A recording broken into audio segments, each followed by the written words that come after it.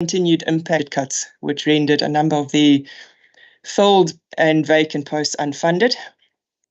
What we also noted with this department, though, is that they have filled posts in year despite that budget pressure. So they filled a number of educator and educator specialist posts. These have been noted to increase from 88,102 posts filled in June to 88,753 posts at the end of September. So that means that the department filled educator posts in respect of substitutes and temporary educators despite the budget shortfall. The concern with this, of course, is that the budget pressures will continue to increase if the headcount is not managed down in line with available funds. The department is receiving additional funds for the 2023 wage agreement of around 2.3 billion rand. Again, as I said, this was received after the September IYM, so it's not in the table. But even if we take that into account, there is still a significant budget pressure of 1.149 billion that remains, that the department will have to carefully manage to stay within budget by year end. The impact of these budget pressures means that the department sometimes has had to hold back on payments as there was insufficient cash for them to effect all the payments for both salaries and service providers. To date, all salary runs have gone through, but there have been occasions when certain service providers haven't received their payments because of an unavailability of funds in their bank account. The department is trying to manage this pressure also through implementing enforced savings and more stringent cost-cutting measures internally. They will have to continue to do so until year end. Public Works shows projected overspending of 566.496 million. The largest part of that relates to the municipal property rates pressures, which they've calculated at 531.4 million rand. They are going to receive additional funding for this in the adjustments. As at the September IYM, they've been notified that they're receiving 400 million. This could increase in the adjustments, and we'll take you through that when we finalize the adjustments process. But for now, 400 million they had been advised of as at September. So that reduces that pressure a little bit. On the other hand, they also had budget pressures under goods and services, where they're projecting to be overspent by 25 million by year end. This is largely due to higher than anticipated costs of them appointing consultants to implement the infrastructure program management unit, which they didn't adequately budget for. So it's quite a big amount. And they definitely should indicate why they would have continued with the project if they didn't have the funds for it. Buildings and other fixed structures, this is for the internal building program, so it's not where they construct things for other departments, it's for the own use buildings. They'd already spent 238.6% of the annual budget by mid-year, and the category does reflect projected overspending of 28.782 million at year end. Transport is also reflecting projected overspending of 205.6 million rand. There are two main items that are contributing to that. The one is the payment of Microsoft licenses from the previous year, 22-23, that were only paid in 23-24. It's a very large amount for Microsoft licenses, 183.5 million rand. In their adjustments inputs, we can already see that they are undertaking environments to try and cover that amount. So I think they will be able to manage that spending item. On the other hand, they are also showing projected pressures on their learner transport services, for which the department has requested additional funding, and that is the request for is currently being considered and will be looked at as part of the adjustments estimate process. Social development, they're projecting to be overspent by 192.3 million rand. Compensation of employees shows pressure, partly because of the carry-through of the 21-22 MTF budget cuts, which were affected by National Treasury at the time, and which obviously stay in the department's baseline. This resulted in approximately 523 filled and unfilled posts becoming unaffordable for the vote as a whole, and then further contributing to their pressures, the 2023 wage agreement, for which they don't receive additional funding, that was calculated to cost them 96.7 million rand. Also showing pressures, goods and services. There are a few reasons for that. as a result of continuous budget pressures against property payments relating to security services costs because of the annual tariff increases, which are inadequately budgeted for because of their budget cuts. Higher than budgeted maintenance costs for departmental motor vehicles due to the fact that some of the departmental motor vehicles have reached the set maximum kilometres and are now attracting high servicing costs. Also, the nature of services being provided by the department often requires officials to travel on gravel roads, and so there's a high need for the replacement of tyres. There's also been an increase in travel claims as more officials opted to use their private vehicles for business in light of the increase in the number of hijackings of the departmental vehicles. They also show pressures against buildings and other fixed structures. A lot of it is because of accruals carried over from 22-23 only being paid in the current year. The legislature is also showing projected overspending, 94.133 million. So under this vote, both programs are showing budget pressures, and so is the statutory members' remuneration. Also, we can see the pressure against most economic categories. For the members' remuneration, the projected year-end overspending is 5.367 million rand. This needs to be funded as a direct charge on the Provincial Revenue Fund. So that will have to be considered for additional funding in the adjustments. And then on the operational budget, they are showing projected overspending of 88.766 million. The budget pressures on the operational budget, so against the 88.7 million, is largely due to the payment of some outstanding commitments from 22-23, also the implementation of the 2023 wage agreement. They also had costs related to members' empowerment programs or overseas study tours, which were under budgeted for. There have been voter education activities paid for by Midyear, as well as higher than projected spending on legislature activities such as sectoral parliaments. As I said, the budget pressures against the members' remuneration will have to be covered, and that arose from a 3% increase in all members' salaries. This was gazetted for 23-24, but what was a little bit unusual is that it was backdated to 1 April 2022, so not this April, the one before. So we're looking at a cost for more than one financial year that needs to be carried in this current financial year. Also, gratuity payments had to be made when members have resigned. The operational budget currently excludes the money that will be allocated back to the legislature, being their operational underspending in the prior year and their revenue over collection. Also, our MEC made an undertaking in the main budget speech in March that 15 million would be allocated to the legislature for voter education. And if we include those, then the operational budget pressure reduces from 88.7 million to 44 million rand. So there is still some pressure on the legislature, and this will have to be carefully managed by them. Department of Agriculture and Rural Development, they're projecting to be overspent by 70.990 million rand. It's entirely due to the 2023 wage agreement. They are busy doing the necessary environments for this and will formalise that in the adjustments estimate process to offset this pressure. Office of the Premier also projecting to be overspent by 59.4 million rand. This pressure relates partly to requested rollovers from 22-23. In total, that asked for 9.4 million rand in rollovers. Part of it was related to the African Union donor funding received for the April 2022 floods. That amount is likely, will be rolled over because it's donor funding. We have to make sure it's still available for the same purpose. But the rollover with respect to the bursaries for the aviation program and staff exit costs are unlikely to be approved for rollover, and so the department's already started undertaking environments to cover that cost. The department, part of their pressure also relates to the 30 million rand they had suspended from the previous year, from 2022, for reallocation in the current year for the broadband connectivity project. That 30 million hadn't been included in the September IYM, but it will be included in the October IYM.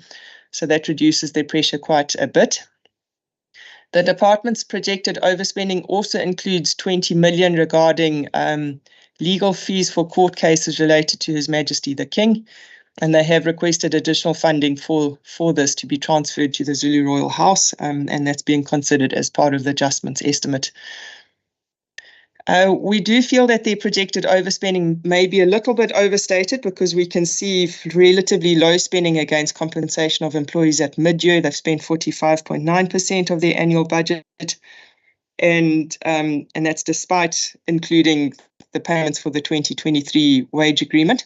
So we do anticipate some underspending there, which I think they can use to offset some of the spending pressures that might not be addressed by additional funding. Human settlements, they show a projected overspending of 40.799 million. It's mainly against the equitable share, which is a very small portion of their budget. Their budget, as members know, is largely conditional grant funded. On the equitable share, they are expecting pressures largely because of the 2023 wage agreement and also the carry-through effects of the 21-22 MTF budget cuts. They had asked for some money they've collected this year to be allocated back to them. It's only 7.564 million. That's being considered as part of the adjustments process. So that will help reduce the 40 million, but they'll also have to make a few decisions to reduce their spending by year end. COCTA shows projected overspending of 35.1 million. This is mainly due to the increase of traditional council secretaries' stipends. They had increased the stipends from 1,600 Rand to 8,000 Rand per month from the 1st of April. But what's causing the pressure for them is that the budget had provided for increasing the stipend from 1,600 to 6,000 Rand in year. And then a decision was taken to increase that to 8,000 Rand. So that pressure that causes a pressure of around 27 million Rand because they've got 294 traditional council secretaries.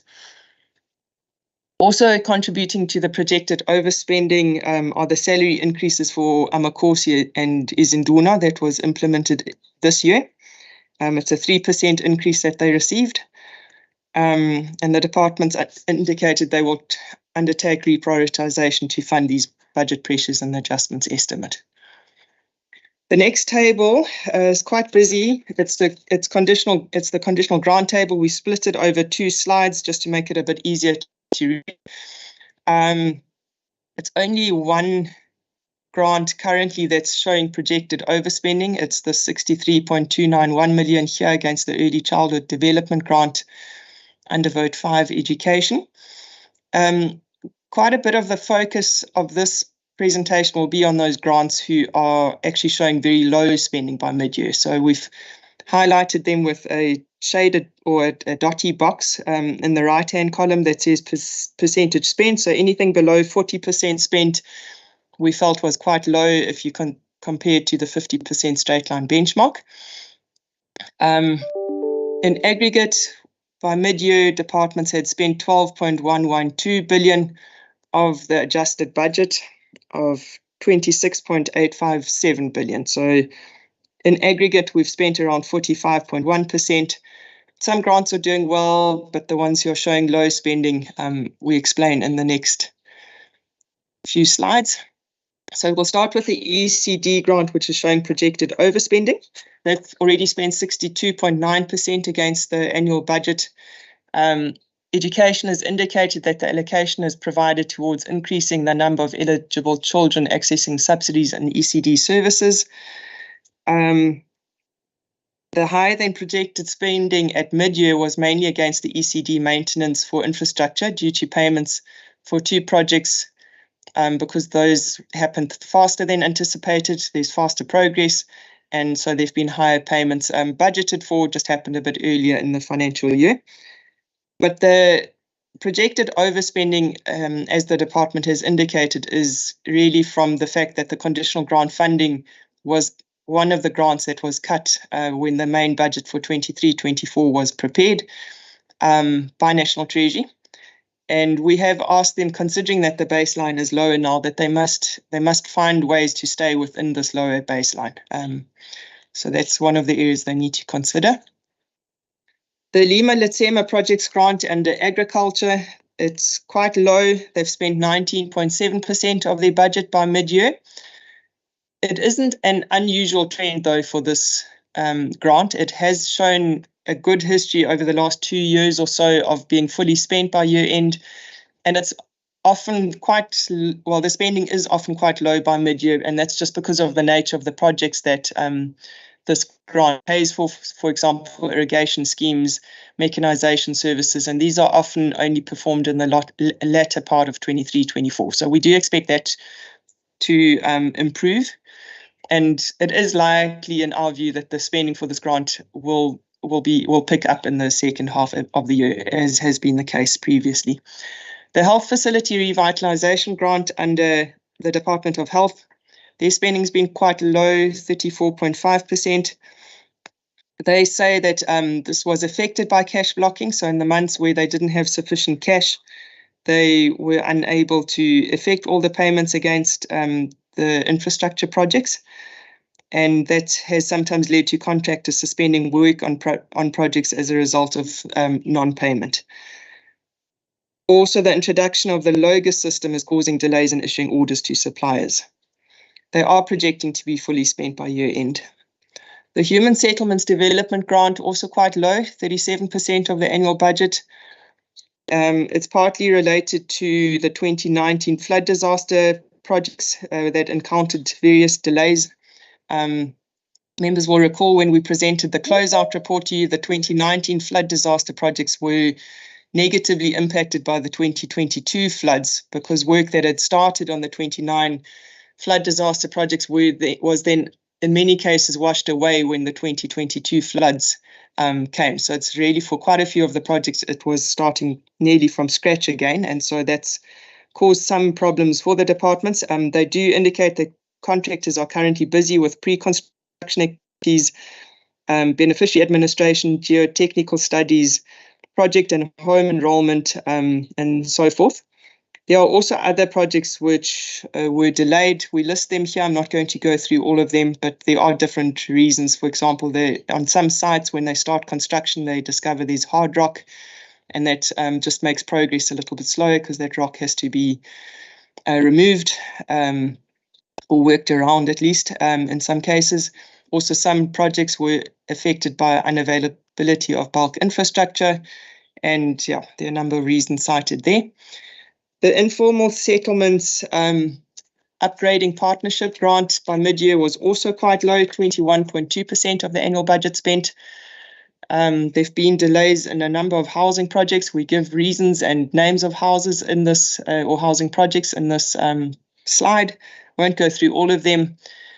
But we do feel that the projected full spending against this grant appears optimistic, considering the challenges that are cited against those various housing projects. The Community Library Services Grant, also quite low, 25.1% of the annual budget spent by mid-year. The department indicated that the procurement of library books was not finalized, and this was impacted because the procurement process was halted due to a complaint submitted by one of the bidders with respect to the dismissal of their application. This complaint was submitted after the appeal period had lapsed. The case is currently with the State Attorney, and the department's Legal Services Unit advised that the procurement should be halted pending the outcome of the case. There were also delays in the construction of libraries as a result of disputes concerning land ownership between the province and various municipalities, as well as termination of contracts for the construction of libraries due to non-performance of the contractors. The Department of Sport, Arts and Culture is projecting to fully spend against this grant. It seems unlikely at this point, just considering the two reasons provided for the slow spending by mid-year. So we'll have to keep an eye on that conditional grant. On the infrastructure side, departments in aggregate spent 9.257 billion by mid-year against a budget of 20.015 billion. And we are seeing a projected underspending of 444.785 million rand by year end. The most significant projected underspending is shown by two departments. It's education and transport.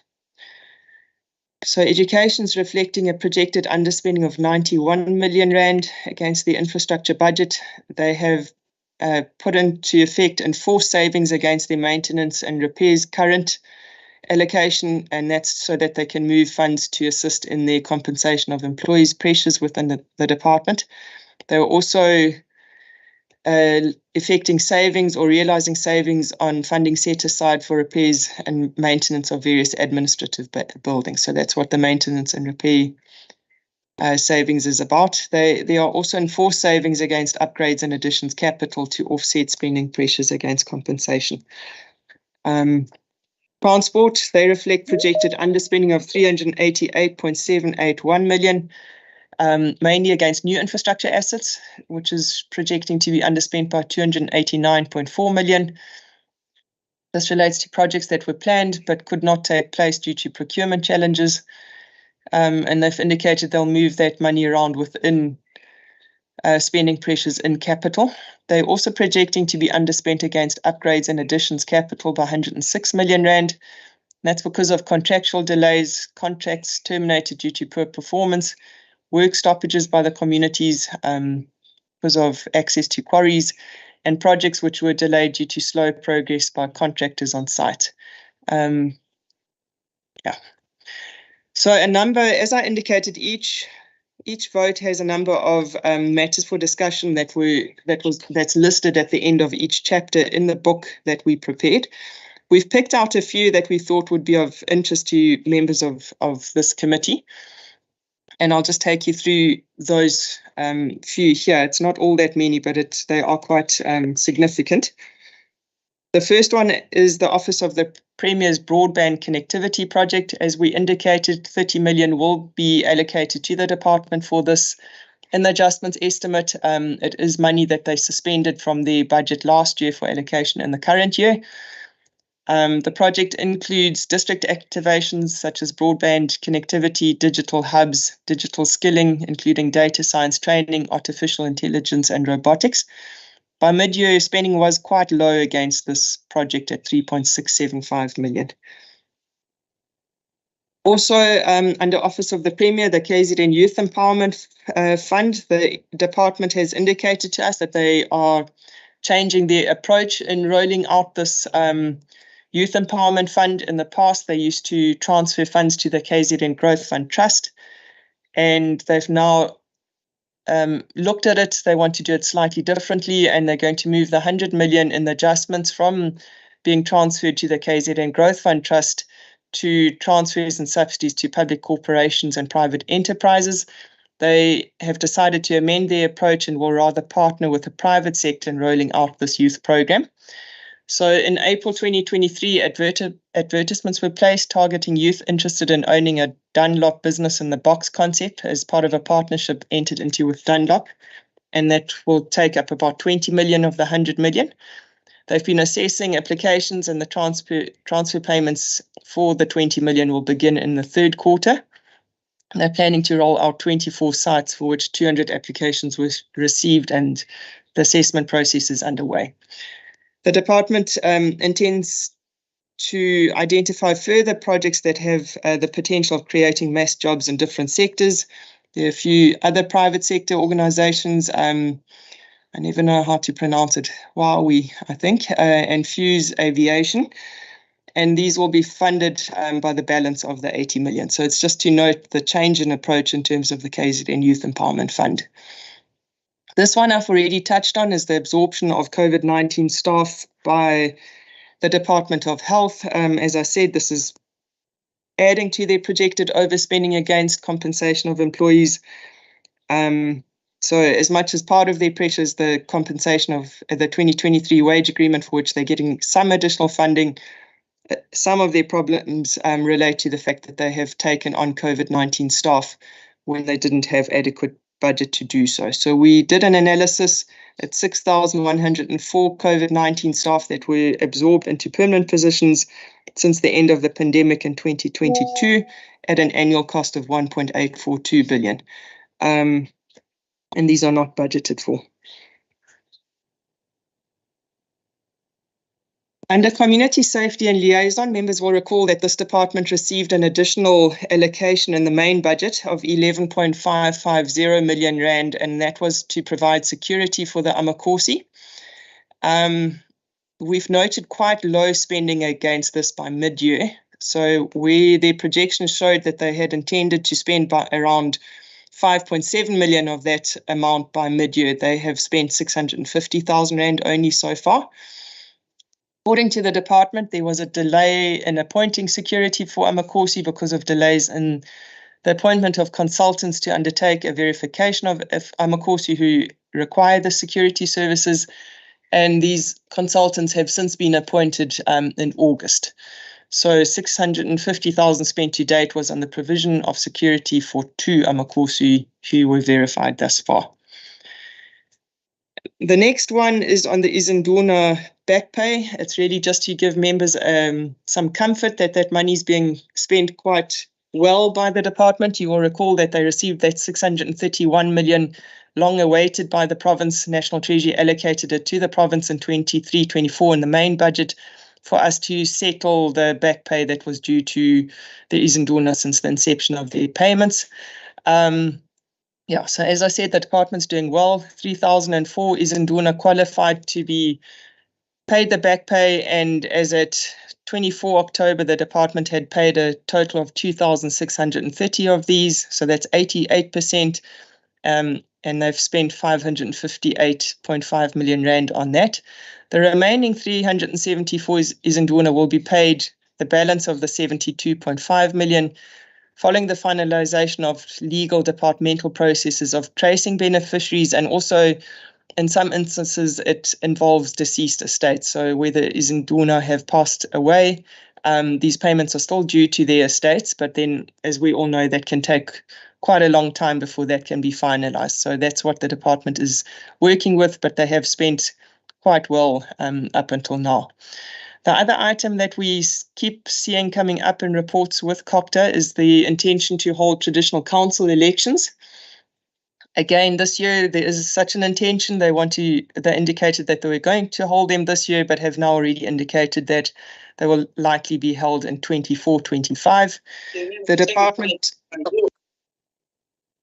The department has indicated that currently Amakosi are not in favor of the elections, and so they haven't been able to set a final date. They budgeted 8 million rand for these elections in the current year, but we noted that they've been continuously postponed from 2018. COPTA, we continue engaging with them just to make sure that they don't keep allocating funds to municipalities unless they ensure that those funds previously transferred have been spent. So that's just an ongoing focus area for us. Transport, we've noted significant procurement challenges. You can see it on their spending. If you drive around in our province, you can see it on the roads. The department showed slower than anticipated spending by mid-year against their maintenance and capital projects because the department has not finalized the 2 major contracts that were declared irregular by the Auditor General in the 2019-20 audit process. So that continues to be a problem. The unresolved challenges with maintenance and construction projects is, of course, a concern. The department was requested to provide an update with regard to replacement of the 2 major contracts that were declared irregular, and also needs to provide timelines for when the maintenance and capital project contracts will be finalized. Linked to this is that the SCM capacity challenges in the department continue to be a concern and need to be addressed urgently because they are affecting service delivery. For transport, we also noted that they transferred 726 million rand in May to SANRAL for 20 projects related to the April 2022 flood disaster. I've included the table there. It's a bit small. We can always try and give it to members in a bigger format than that. What we basically wanted to hear from the department is, of the money transferred to SANRAL, how much of it has been spent, what progress has been made, but the department hadn't provided that information by the time the mid-year report went to print. Social development, the one area that we feel needs focus there is on the EPW grant allocations. We feel that that's declining, and yet the number of community caregivers drivers that they point is not changing. So we've noted that the grant budget reduces year on year, and it was at 48 million in 2021, down to only 28.8 million in 23-24. But they've kept the number of CCGs the same. So obviously that's also causing some pressure on their budget.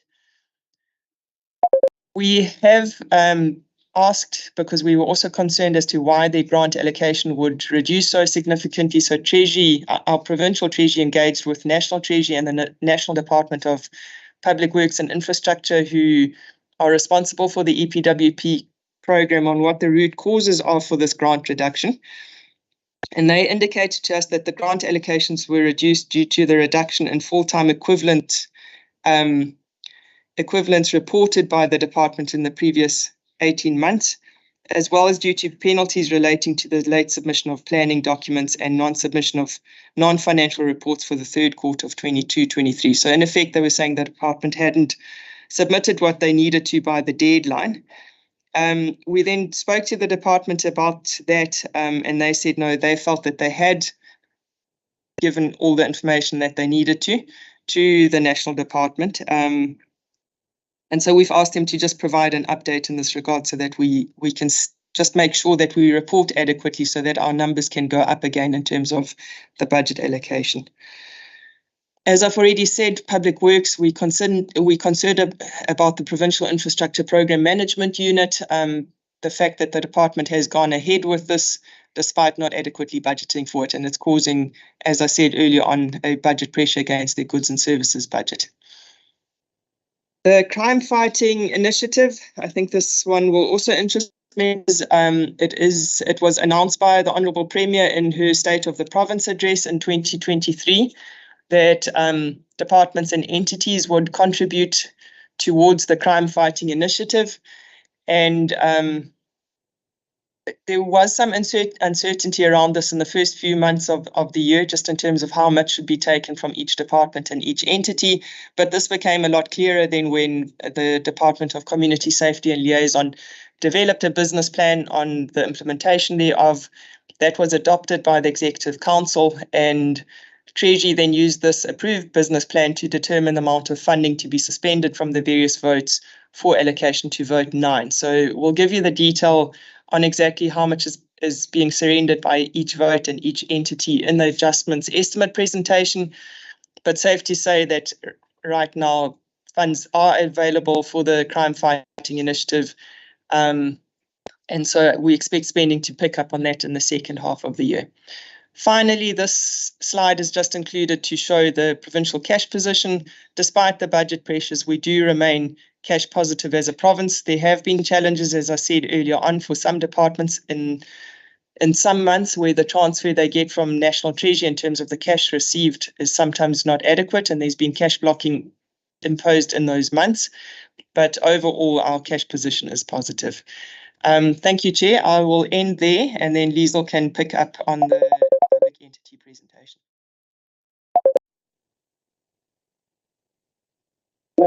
Thank you to Tanya on the report that she has just given us. I think it was quite thorough. I'm sure we all noted where we have to engage honourable members. I think we move to number 7 on our agenda, which is discussion. There's one presentation. Oh, there's one more presentation. Okay, I'm sorry. Then we can proceed to the second presentation. Then, please, honourable members, note your questions for both presentations. Thank you. Sorry, can you see my presentation, Chair? Not yet.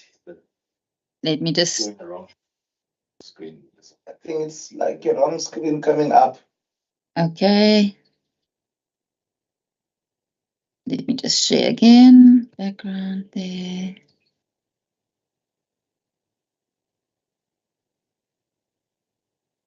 Yeah. Are you able to see it now, Chair? Yes, yes. Good morning, Honourable Chair and members, HOD and colleagues. The public entity presentation is fortunately not as long. So I'll go through that quickly. What we were looking at would be the revenue, the expenditure, the infrastructure spending, a summary of rationalization progress, and then significant issues in general that we've picked up on the entities. So just here, I would like to draw your attention to the bottom corner on the right, and you'll see that the collection by mid-year is 54.9%, which is quite positive. It's above the 50% baseline or benchmark that we would expect for mid-year. The slow contributors there being Itala Development Finance Corporation. Let me just get my laser. There at 39%. And then we get the growth fund there, and that's 37%. And we'll look at the reasons a little bit later. Next slide. If I look there, that just gives us the composition of the revenue collected by mid-year. And the first column here is the transfer for the department. Then we get the rollover and then own revenue. So if we just look at that, departmental transfer is still making up the biggest portion of the entity's income at about 43%. The rollovers are at least shrinking. Last year we had over 1 billion. This year it's a bit better at 774 million there at the bottom. And then own revenue at 1 billion. The fourth column that you see there is just VAT payments that the entities has to make. And that is offset to some extent by goods and services payments, but we see still that the province is paying over tax to SARS because of the transfer values. So the public entities collected 3.126 billion against the adjusted budget of 5.7 billion, and that represents 54.9% as we've seen. Of this revenue collection, the transfers received from parent departments by mid-year amounted to 1.35 billion. The rollovers was at 775 million, and then the own revenue amounted to 1 billion. The significant own revenue collectors is Mvelo at 127 million, largely relating to the accommodation and admission fees. And there are also projects there funded by DFFE and National Department of Tourism. Dubai Trade Port Corporation collected 109 million, and that's largely in respect of cargo handling fees and interest on positive cash balances in the bank account. Itala Development Finance Corporation collected 621 million, and that's largely ascribed to bad debt recoveries, fee income. Sorry, I need to move my little block here. Interest charge on loan disbursements and property rentals.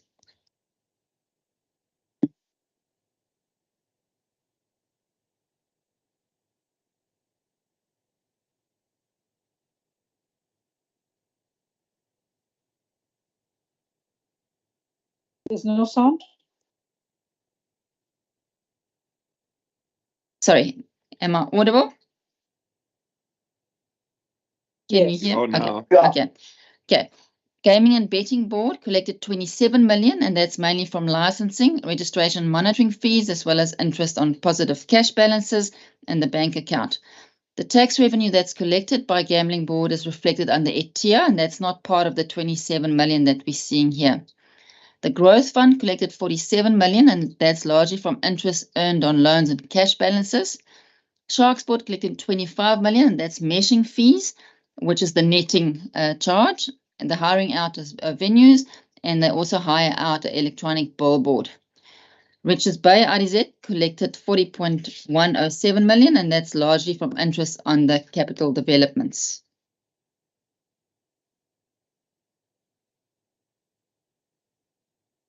Sorry.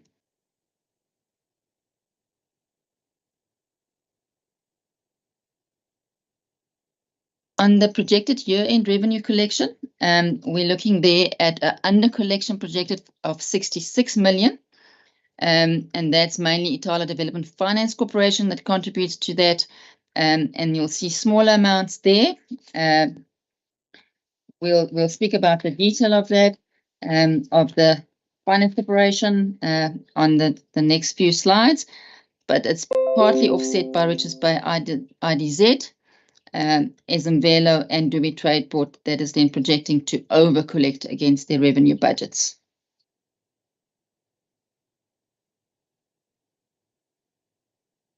Sorry, my slide doesn't want to move. Projected year-end revenue collection. The public entities project to undercollect by 66 million and aggregate by year-end, mainly ascribed to the IDFC projects. And there they're looking at 99 million, and that's because I anticipated lower than budgeted interest income on cash balances and interest earned on loan disbursements. The entity also did something strange. In the beginning of the year, they anticipated rolling out extensive programs to look at their non-performing loans, and they increased the budget. So this is also partly then due or contributing to their projected undercollection. Is because their budget is now overstated. These programs that they rolled out didn't go as well as they anticipated.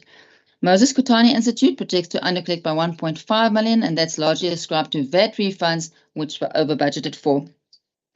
In terms of the partially offsetting the undercollection is Izimvelo, and they project to overcollect by 7 million, and that's ascribed to their tourism income and also game sales that was higher, or that will be higher than anticipated. To be Tradeport project to overcollect by 8 million, and that's due to cargo revenue that was being higher than budgeted for. Tourism KZN projects to overcollect by 1.4 million, and that's largely ascribed to interest income earned on positive bank balances. Richards Bay IDZ projects a year-end overcollection of 16 million, and that's largely ascribed to higher than budgeted income from interest earned due to an increase in the interest rate, significant cash bank balance in the bank account, and then funds received from the DTIC for capital developments. If we look at expenditure by mid-year, that's where we start to get a bit concerned. At 40.9%, it's not brilliant for the mid-year benchmark. The slow spenders there being Itala Development Finance Corporation. If you can look there, Dubai Tradeport on the capital development, as well as Richards Bay IDZ, also being capital developments. So those are the concerns that we have. Liquor Authority also looks low at this point, but we'll see when I explain later. It's because most of the activities, or many of the activities, are aligned to the licensing cycle, which started in October. If we look at the composition of expenses by public entity, there, if we look at the columns being compensation of employees, goods and services, transfer subsidies, capital assets, and other, you'll see there, if you look at the bottom here, the percentage of total expenditure, compensation of employees still make up quite a bit. Goods and services, 41.9%, and then capital assets, which is both buildings and fixed structures, as well as machinery and equipment, only being 10.7% of the total budgets. Also, what we can see here are our labor-intensive entities. If we look at the relative to the size of the budget, being Izimvelo at 380 compared to a budget here of 560, that's quite high. Even gaming and betting and liquor, because of the types of work that they do with inspectorates, also quite high relative to the total budget. And Sharks Board also with their boat cruise, and that's also quite high relative to the total budget. And even Moses Kotane is more than 50% of the total budget. At mid-year, the entity spent an aggregate of 40.9% of the total adjusted budget of 5.9 billion, which is low. Of mid-year expenses, as I said, compensation comprised 40.4 and goods and services 41.9. Follow entities showed slow spending by mid-year. ADA spent 45.9%. The low rate of spending there was mainly because of vacant posts, outstanding invoices for contracted service, and then capacity building workshops were planned for the second half of the year. Some projects also commenced late because the funding was only received from DARD at the end of July, after which the entity then only started to do the procurement process. Izimvelo spent 47.9% of the adjusted budget of 1.1 billion, and the slow spending there is mainly due to vacant posts, and that also includes the seasonal posts for commercial services. What happens at year end, when they have lots of bookings, they hire temporary employees or seasonal employees to assist with the tourism activities, and that has not yet happened. The road maintenance projects at Mid-Monitala reserves experienced some delays in the first half of the year. Similarly, the demolition of the abattoir as part of the Temyanduma project is awaiting NDT approval, and the Siaya Coastal Development Project requires additional funding or change in the scope of the project, and the decision is waiting from ETIA in that regard. Furthermore, Bushingata Lodge Upgrade Project can only proceed once town planning processes are completed, and the entity is currently terminating the contract with the main contractor responsible for the NDT roofing project due to poor performance. Other entities that showed slow spending, Dubai Trade Port, only 26% of the adjusted budget, and that low rate of spending was due to vacant posts. And then the procurement for plant, machinery, and equipment is still in progress. There were outstanding invoices for service providers. The annual renewals for software licenses and projects such as the construction of the medium-sized factories and the road rehabilitation are only scheduled to happen in the second half of the year. The IDFC spent 38% of the adjusted budget, and that's also largely ascribed to vacancies. And there's also outstanding invoices for security and cleaning services and marketing subscription and IT cost. However, the biggest aspect here that contributes to the slow spending is the recapitalization of the SOC limited branches, and that the entire budget has been put into 1 year, but these projects will only happen across multiple years, and that contributes to the low spending. KZN GBB spent 39.9%, and the low rate there is because of vacant positions. And then Liquor Authority spent 43.8%, and that's also because of vacant positions. Some contracted services at the board secretariat will only be due in the fourth quarters. But then, as I alluded to, the awareness campaigns and compliance inspections and licensing activities will only be scheduled in the second half of the year to coincide with the license renewal period and then also the festive season. Tourism spent 48%, and the low rate of spending there was largely due to vacant posts and projects. The projects there are capital in nature, such as the NDT-funded Nelson Mandela capture site and the Kwakolo Caves Precinct upgrade project, in terms of which tender processes were delayed, and no spending was incurred in respect of Nzikeni May Lodge upgrade project, pending the establishment of a community trust to get the buy-in and the agreement of the project deliverables. The intention here is to hand over the project to the community, so they needed to have the community's input for this project. Shark Sports spent 42.7%, and that was mainly because of delayed progress on the research project to develop a shark repellent cable. And then they waited for Treasury approval for the rollover of funds that were rolled over from prior years. Richards Bay spent 39.6% of the adjusted budget, and this low rate of spending is also due to vacancies, but also there was slow progress on the electrical upgrade at Phase 1A. And then the entity also experienced delays in the financial close of the Nyanza Light Metals project, and the negotiations to acquire the Isizinda cast house are still underway. MKR spent 43.8% of the adjusted budget, largely due to non-payment for student bursaries. These student bursaries are processed in line with the academic cycle, so there should be an increase from January on. And then also there were delays in the establishment of the Ariguala Techno Hub, and also research into the establishment of the Maritime University, and as well as the activities in relation to the maritime strategy and events, which is scheduled for the second half of the year. Amafa spent 47.5%. They made some savings on outsourced security services, and their educational programs started late, and that will be set for the second half of the year. Zulu Royal Household Trust, they spent high. So the next three entities partially offset the slow rate of spending, and that was 64.3% of the adjusted budget. That is largely ascribed to the bulk of the audit fees being processed in the first half of the year, and there were also legal fees for the royal family, which were not budgeted for. The Film Commission spent 51% of the adjusted budget, and that's largely due to the ongoing film production and development projects. growth fund spent 59.6% of the adjusted budget of 80 million. And sorry, just need to move my thing. Largely relating to the acting allowances that's paid to staff, property payments, and professional fees for turnaround strategy, which occurred in the first half of the year. The operating payments, including travel subsistence, marketing, and advertising costs, were also processed in the first half of the year.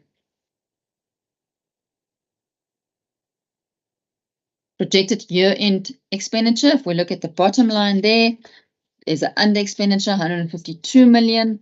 And that is largely, if we look here, because of Itala Development Finance Corporation, and I'll explain that just now.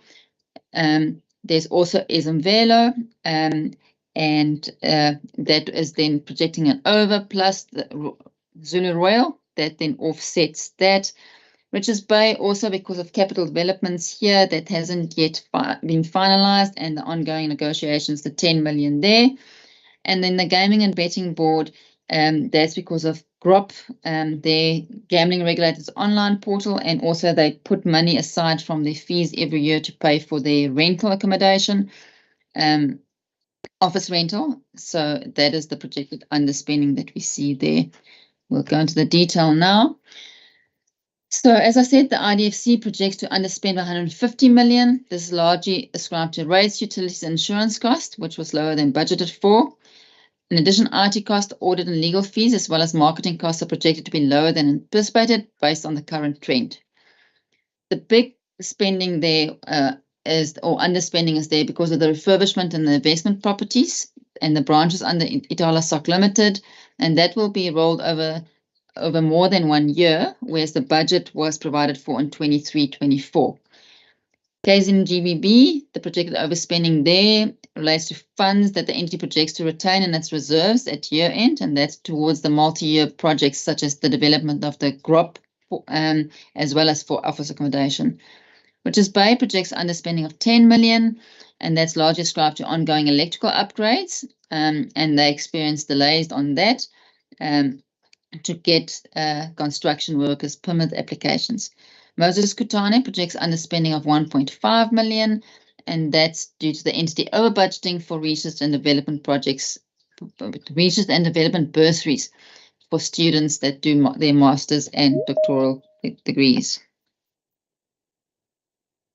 Then the projected underspending is partially offset by projected overspending. There's the Zulu Royal Household Trust, and there's the royal family's legal fees, which are unforeseen at the time when the budget was set.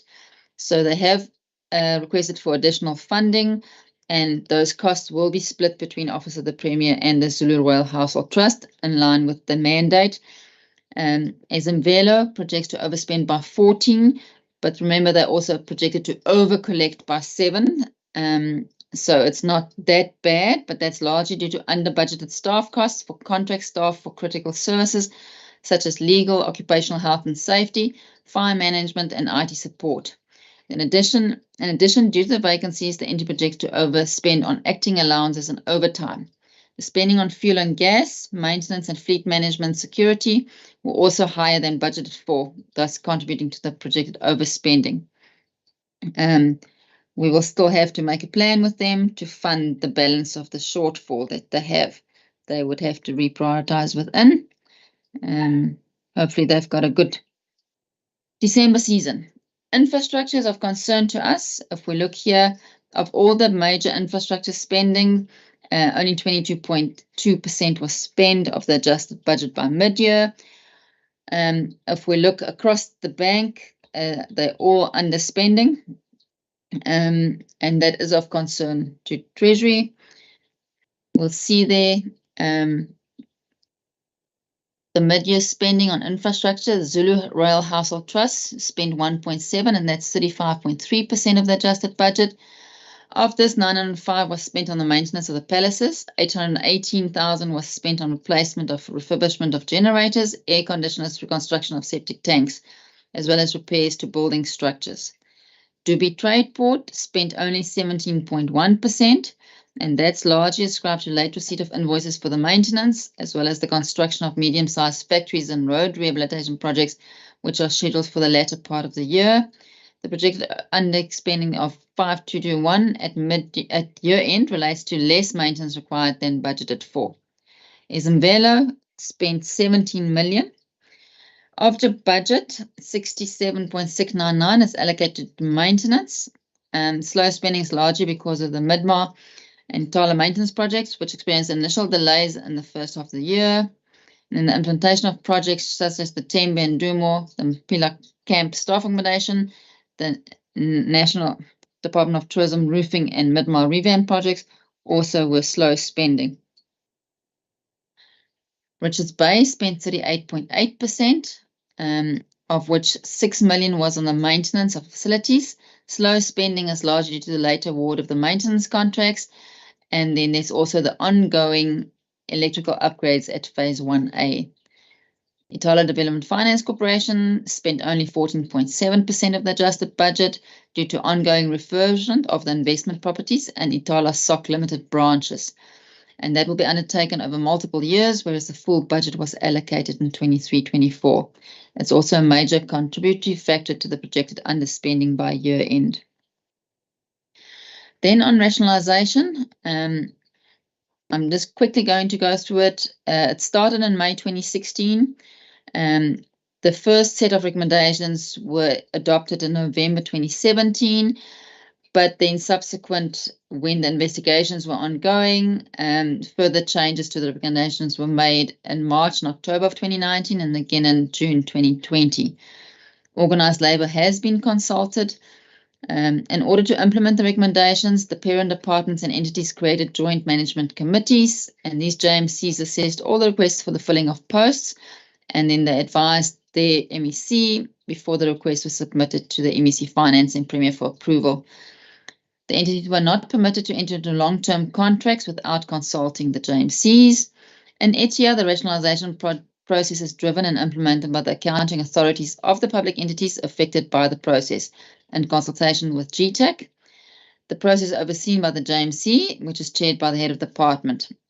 And then the merger of the agricultural entities under vote 4 was successfully implemented, except for Ntingweti, which is still under both shareholding with IDFC and DARD. And then a new mandate also needs to be developed for ADA, as ADA is still operating on a trust deed. And their functions have expanded with the rationalisation of other entities' functions into this entity. The heritage unit that was previously under OTP and AMAFA was successfully incorporated into one entity at the end of 21-22.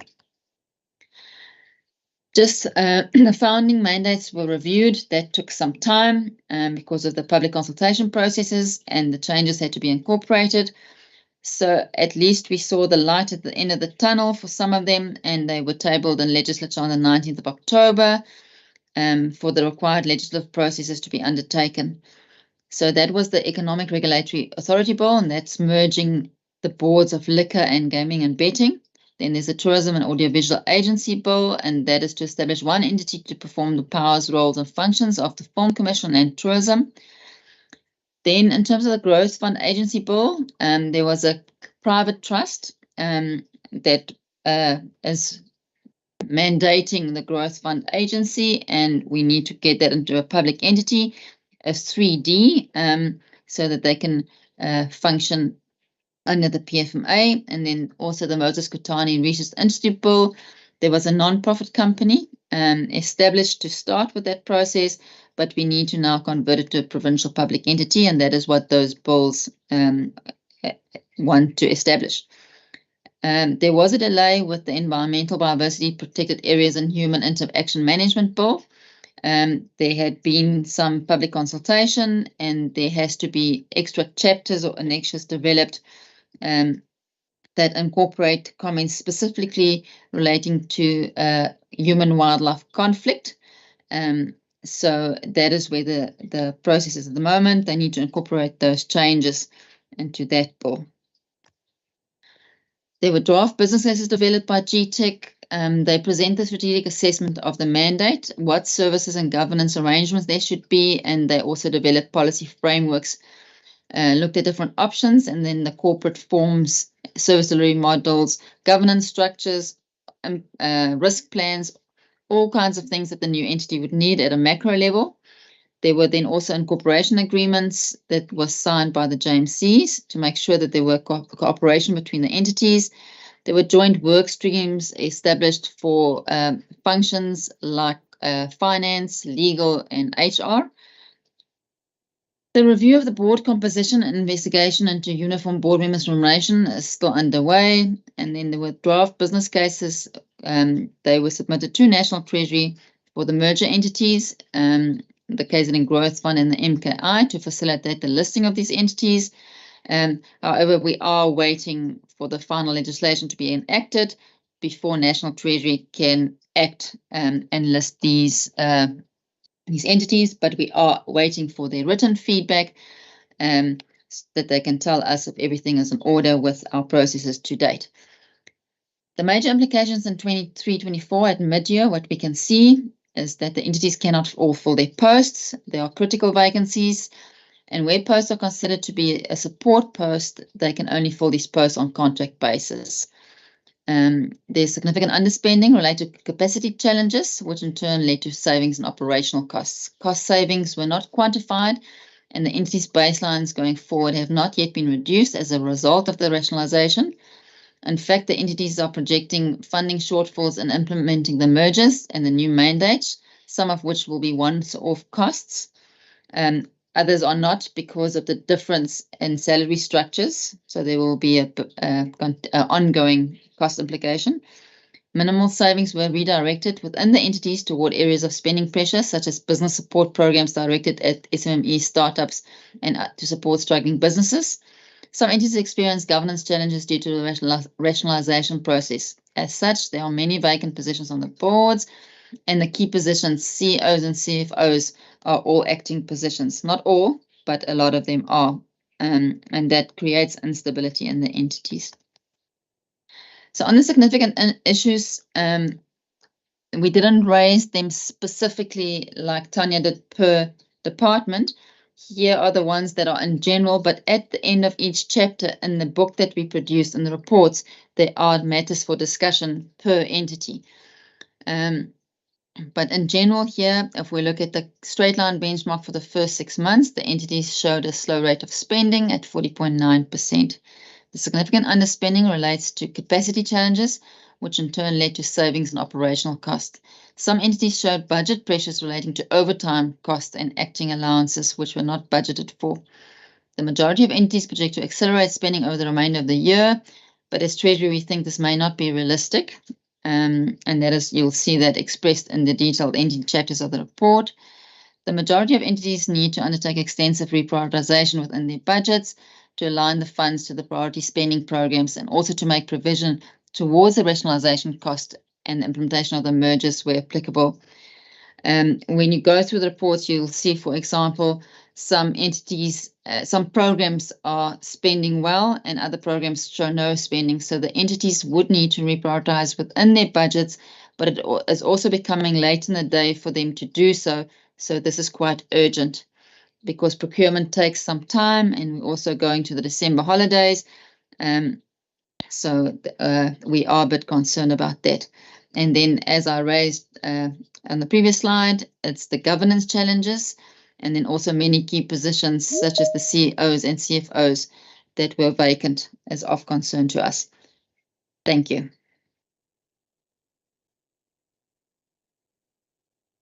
Thank you. Is it Lisa? Yes. Oh, please. Thank you, Lizelle. I think honorable members here are the reports, and let's appreciate all the reports that were given to members, and I hope members did note. And I think now we have come to that stage where we have the discussion on our item 7. Honorable members, here are the reports.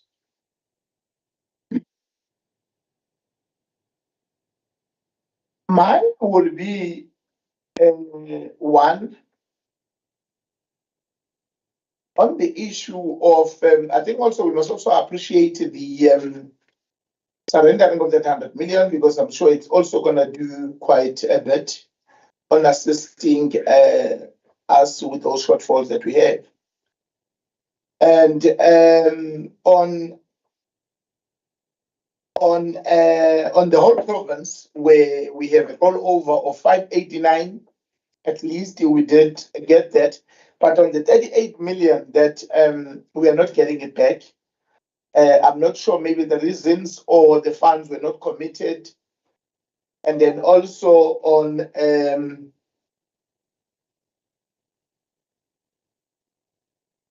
Hello.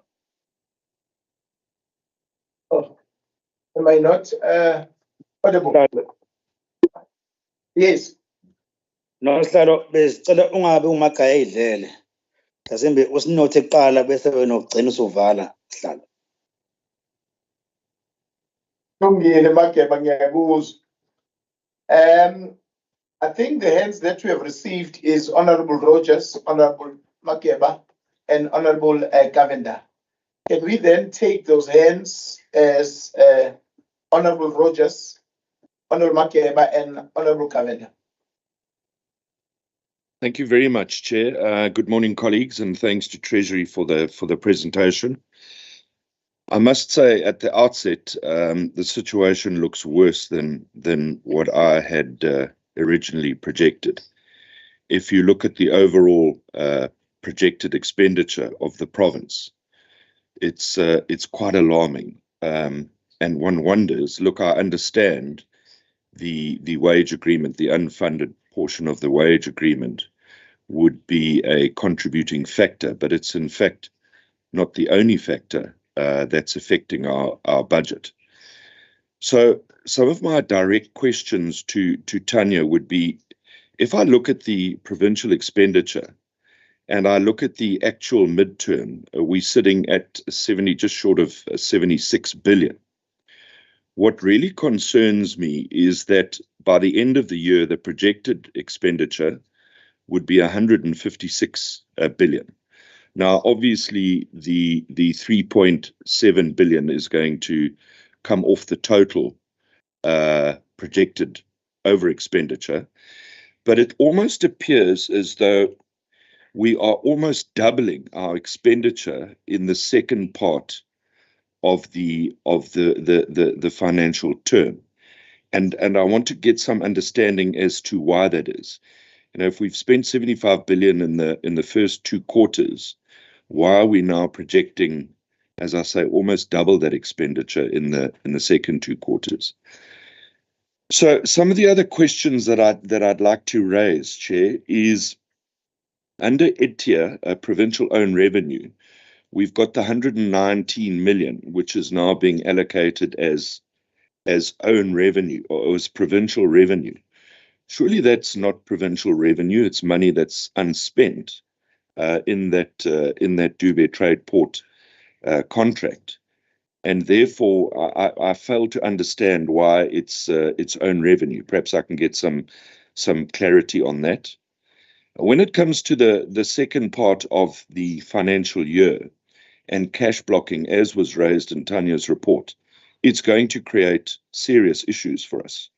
So already I see under education there's problem with paying service providers. There's already rumors circulating that health is not paying some of its service providers, and it's having a detrimental effect on service delivery in the health department. So whilst I understand cash blocking, we've also got to be very careful that we don't jeopardize critical service delivery such as health. And I just wonder how Treasury is going to manage that going forward. Chair, the other question is around the issues of health and education when it comes to compensation of employees. Now, we all know that health and education took upon additional posts. Can Tanya or Treasury give me an idea of what the current expenditure on both health and education is as a percentage of the overall budget? That's the one question. The second question, I was of the impression or the opinion, correct me if I'm wrong, that there was a moratorium on posts purely because of our economic situation. So how did it come about that both health and education proceeded to increase those posts and fill those posts? Was there any process followed there? And then my last question, Chair, is on the Izinduna back pay. I sort of get a contradicting view. In one of the first slides, Tanya referred to the Izinduna back pay being a challenge and a pressure, spending pressure on COGTA. And then in a latter stage, it almost appears as though it's balancing out. I was of the opinion that that back pay was being funded by National Treasury. So perhaps just a bit of clarity around that issue. Those are my questions at this stage. Thank you very much, Chair.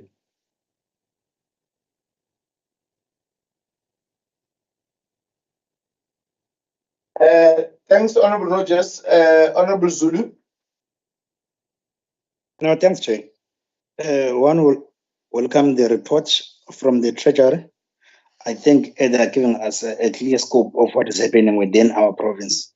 No, Chair, mine will appreciate Treasury with the work that they've done, especially to education and health. When you look to their budget spending, I think they were able to monitor exactly and to assist the Department of Health so that they can really be able to do and perform their task as departments. My question, it relates to the post by Department of Education. I know that there are a lot of vacant posts, but I can see that there is a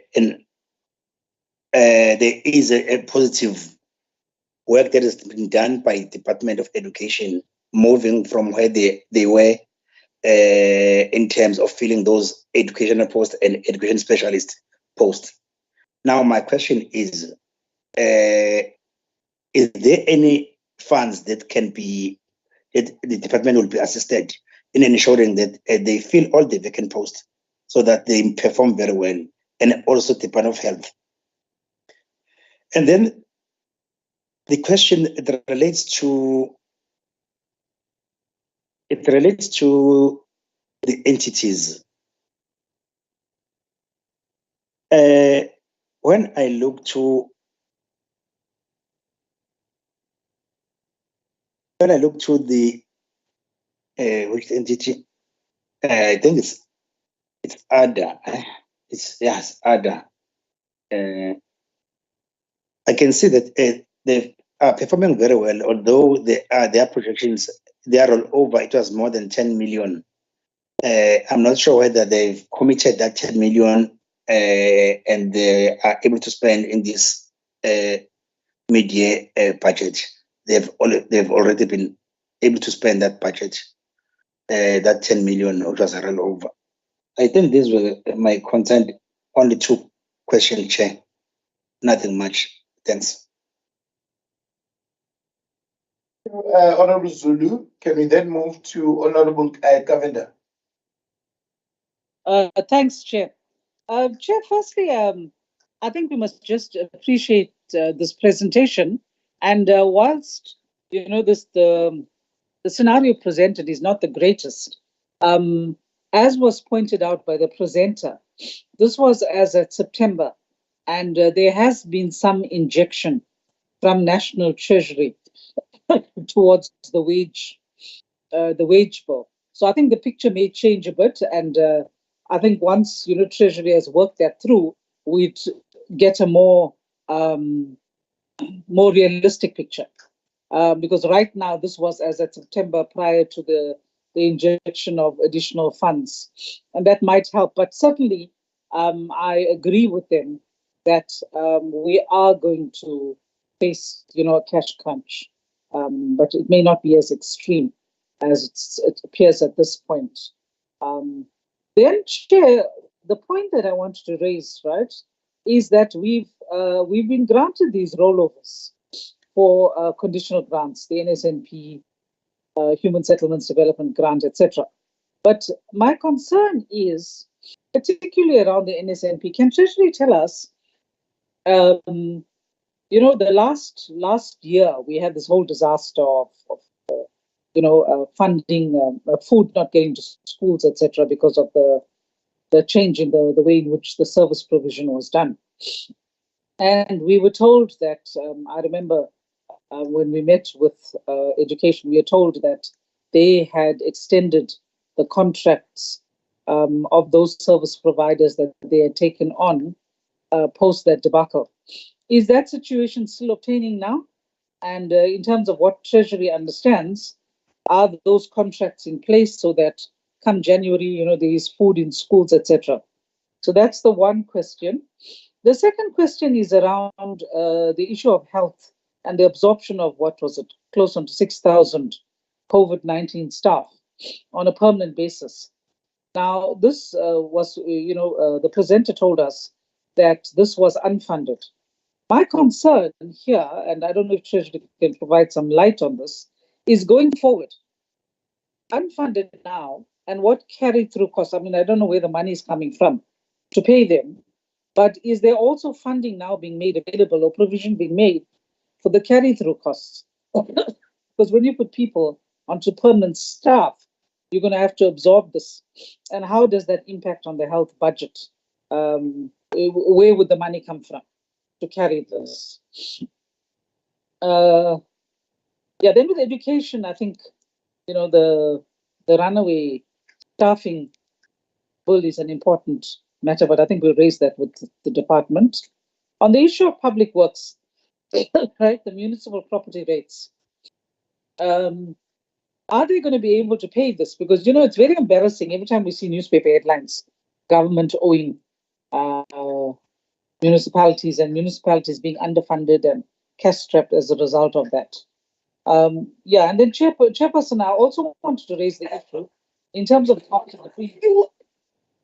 where we were told that the bursaries were unlikely to be approved for rollover, and that the department was going to reprioritize. Is Treasury able to tell us where this reprioritization is coming from, so that these bursaries would continue, or should we just refer that to the department?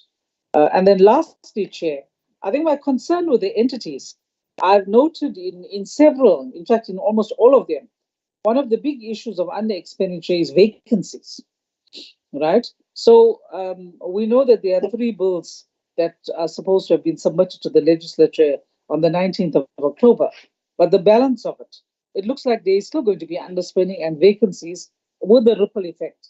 So I just wanted to look at how those issues are going to be addressed as well. Of course, we will raise them with the departments. Thanks, Chair. Thanks, Honorable Governor. I will also... Sorry, Chair. One last question. I'm so... Okay, this is like my grey blonde hair.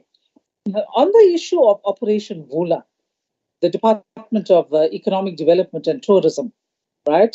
I see there are issues around the KZN Growth Fund in terms of the Youth Empowerment Initiative, and some other options. But Operation Vula, who is managing that now? And are other funds being dispersed? Thanks. Thank you, Honorable Governor. Can I also give to Honorable Raspansi? I saw the hand of Honorable Raspansi. Thank you. Good morning, Honorable Chair.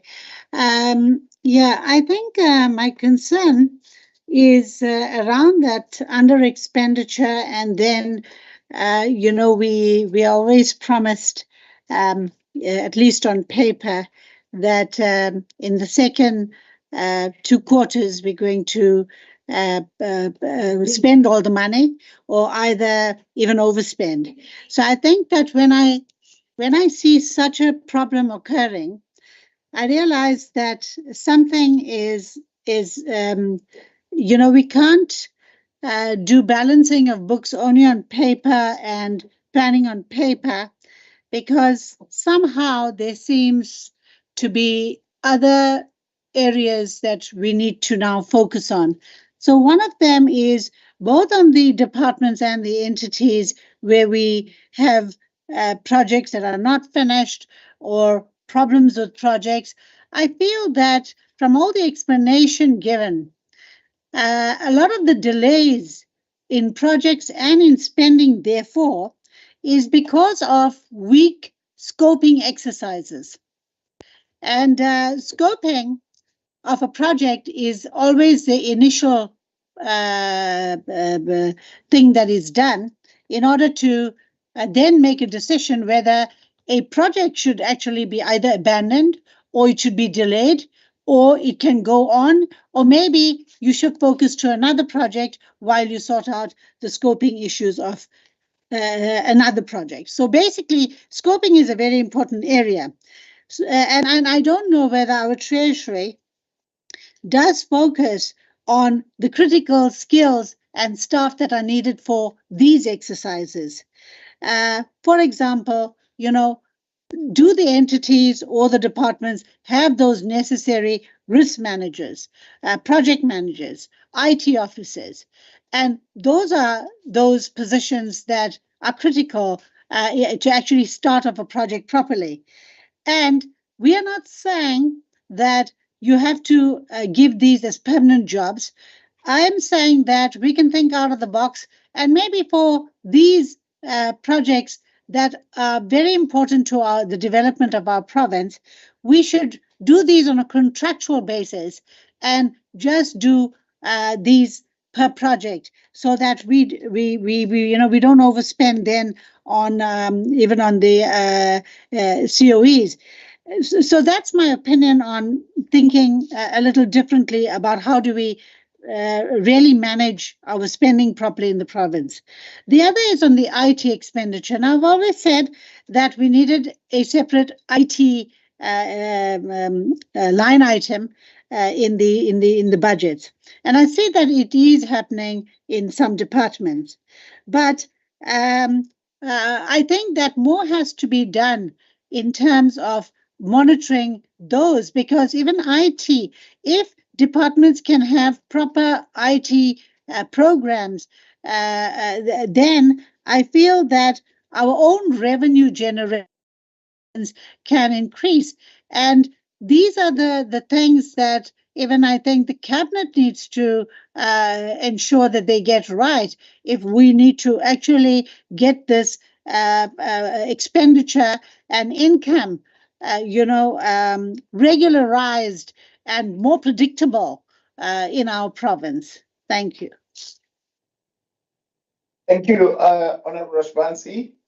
I will just add on to what the honorable members have just submitted.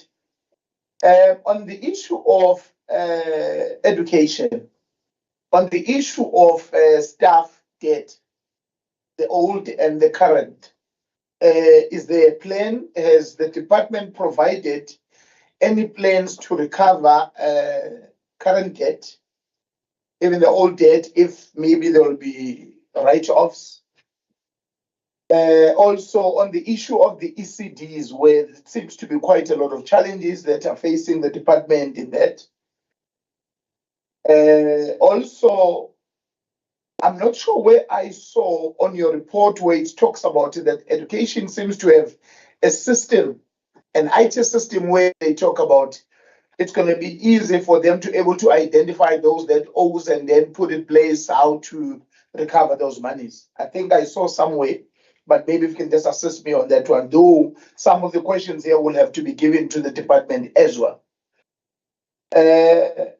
The last time also I've checked with Department of Works on the issue of delays on their projects, it's that there seem to be insourcing some staff to reduce the issue of using consultants as well, if maybe you can also assist me on that one. And then also on social development, on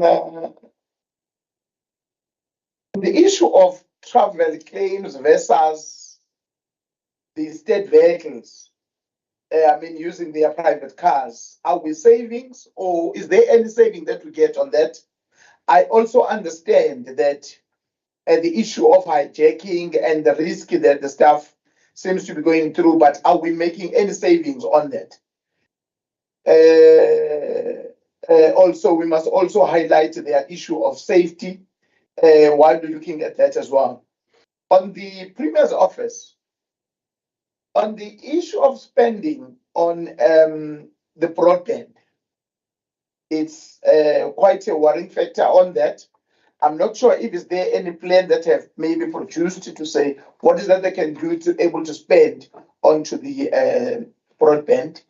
Also on the youth fund being moved to, I think it's a new service provider, if that's what we have said, that used to be with growth fund. But my question there will be, do they have enough time, adequate enough to able to spend the money onto this youth fund? I think it's just those, and also on transport. On transport, the transfers to quite a significant amount that has been transferred to Sandra. Is there any monitoring tool from transport to see that those monies are being spent on time by Sandra? I think mine will be, without repeating what the honourable members have submitted, but also onto the community safety and liaison, that low spending as well on the issue of security for Amakosi. I think also something needs to be done there, and also let's look at their business plan and see if does it make sense or if any assistance that needs to be given onto that one. I think that would be my contribution onto that, and then also appreciating your report from our SOD, Lizelle and Tanya. I'm not sure who's going to take us through onto all those questions of clarities by honourable members. Thank you. Back to you, SOD. Thank you very much, Chairperson, and to the members of the committee for the detailed questions. Chairperson, as most of the members have indicated, a lot of these responses will obviously get a more detailed response from the departments themselves, but we will attempt to give some responses to these issues, and then if I've left anything out, my team will also assist me. So in terms of the conditional grants that we have to pay back, in those instances where there is no commitments being made, no way of demonstrating that those funds are committed, we then need to surrender that money back at a national level. That's typically what happens with the conditional grants. In terms of our overall projected year-end expenditure, as Honourable Rogers has indicated, we are projecting just over 9 billion rand, and we're receiving 3.7 from national. Even when we do the adjustments at the end of this month, we will still be projecting quite a substantial shortfall of about 5 billion rand in the province. And this is where the accounting officers have been asked to go back and look at their budgets and identify areas, projects that they need to stop, areas where they need to cut, for us to avoid a situation of simply just having higher accruals in the next financial year. We actually on par in terms of the spending. If you look at the projections, we're sitting just over 50%. So if you look at what we're spending in the second last 2 quarters, it's 79 billion rand, which is quite close to what we've spent in the first half. So they're quite equaled out. In terms of ETIA, the 119 million rand, you are correct. It's not new revenue. So this is the process that we need to follow in terms of the PFMA. Any funds that are returned by public entities or departments have to be deposited into the revenue fund for them to be reappropriated, and they are, just from an accounting treatment, need to be reflected as revenue. But you are correct, it's not actual revenue earned through any activities except for that fund being paid back. Cash blocking, while we do understand the concerns and the impact it has on the service providers, if we hadn't done this, I think we would be in a very, very precarious situation. We will continue to manage the cash flow in terms of what is available versus what departments are loading in terms of payments. The team there do engage on a daily basis with CFOs and with departments. And so, as we indicated, we have asked the accounting officers to indicate to us what they're going to do going forward to prevent a situation of overspending. The only area that we cannot control is the COE, because as you would know, salaries do need to run through, and we can't stop those. In terms of the representation, DOE, in terms of their budget, 81% of the budget is for compensation, but the actual projections are sitting at about 82%. That's obviously, we know education is hugely labor intensive. Department of Health, they had budgeted 62% of their budget for COE, but in actual terms, in terms of the wage agreement, it's now sitting at 67% of the original budget. In terms of the additional posts, yes, there is a moratorium, but there was an exemption given, and my team will just clarify exactly who was given those exemptions. And so we were not involved or party to those additional appointments that were made, and they will have long-term effects, as was rightfully said by Honourable Governor. Once you've made an appointment, it does have an impact throughout the MTF, and the department again would have to indicate how they're going to manage that process. In terms of the Zinduna, it's two different matters that we're dealing with. One is obviously the back pay of the last few years, and there we indicated that there's really good progress being made, with the only real challenges being those in Zinduna that have passed away and haven't necessarily had wills in place and are now having to deal with the Master's Office. The second issue is then the actual increases in the current year, and that's where there possibly are spending pressures, but the department has indicated that they will be able to accommodate those costs through reprioritization. We did, through several engagements with National Treasury and the national departments, engage on assistance, particularly for the wage bill, and that did result in the 3.7 billion rand being given for Department of Health and Education. It is a reflection of about 78% of what they needed, but there will be no further funding coming from national government. The national position, as the Minister presented, is very dire, with tax revenues declining, and the increase in servicing debt has gone up in terms of global interest rates and the devaluation of the rand. So all of that, including the wage bill, has put pressure on the fiscus, and therefore the needs for the cuts, which will be presented during the adjustment budgets. Then, in terms of the NSNP, our understanding is that the contracts that were extended to the SMMEs is still in place. It's a 3-year contract, or the earlier of the appointment of a new company. We have raised certain concerns in that respect. I think the Auditor General has also had findings with regards to the NSNP, but there are contracts in place, so there should not be an impact on the service providers. They're also funded through the conditional grants, and so they won't be affected by the cash shortfall that the department is currently facing.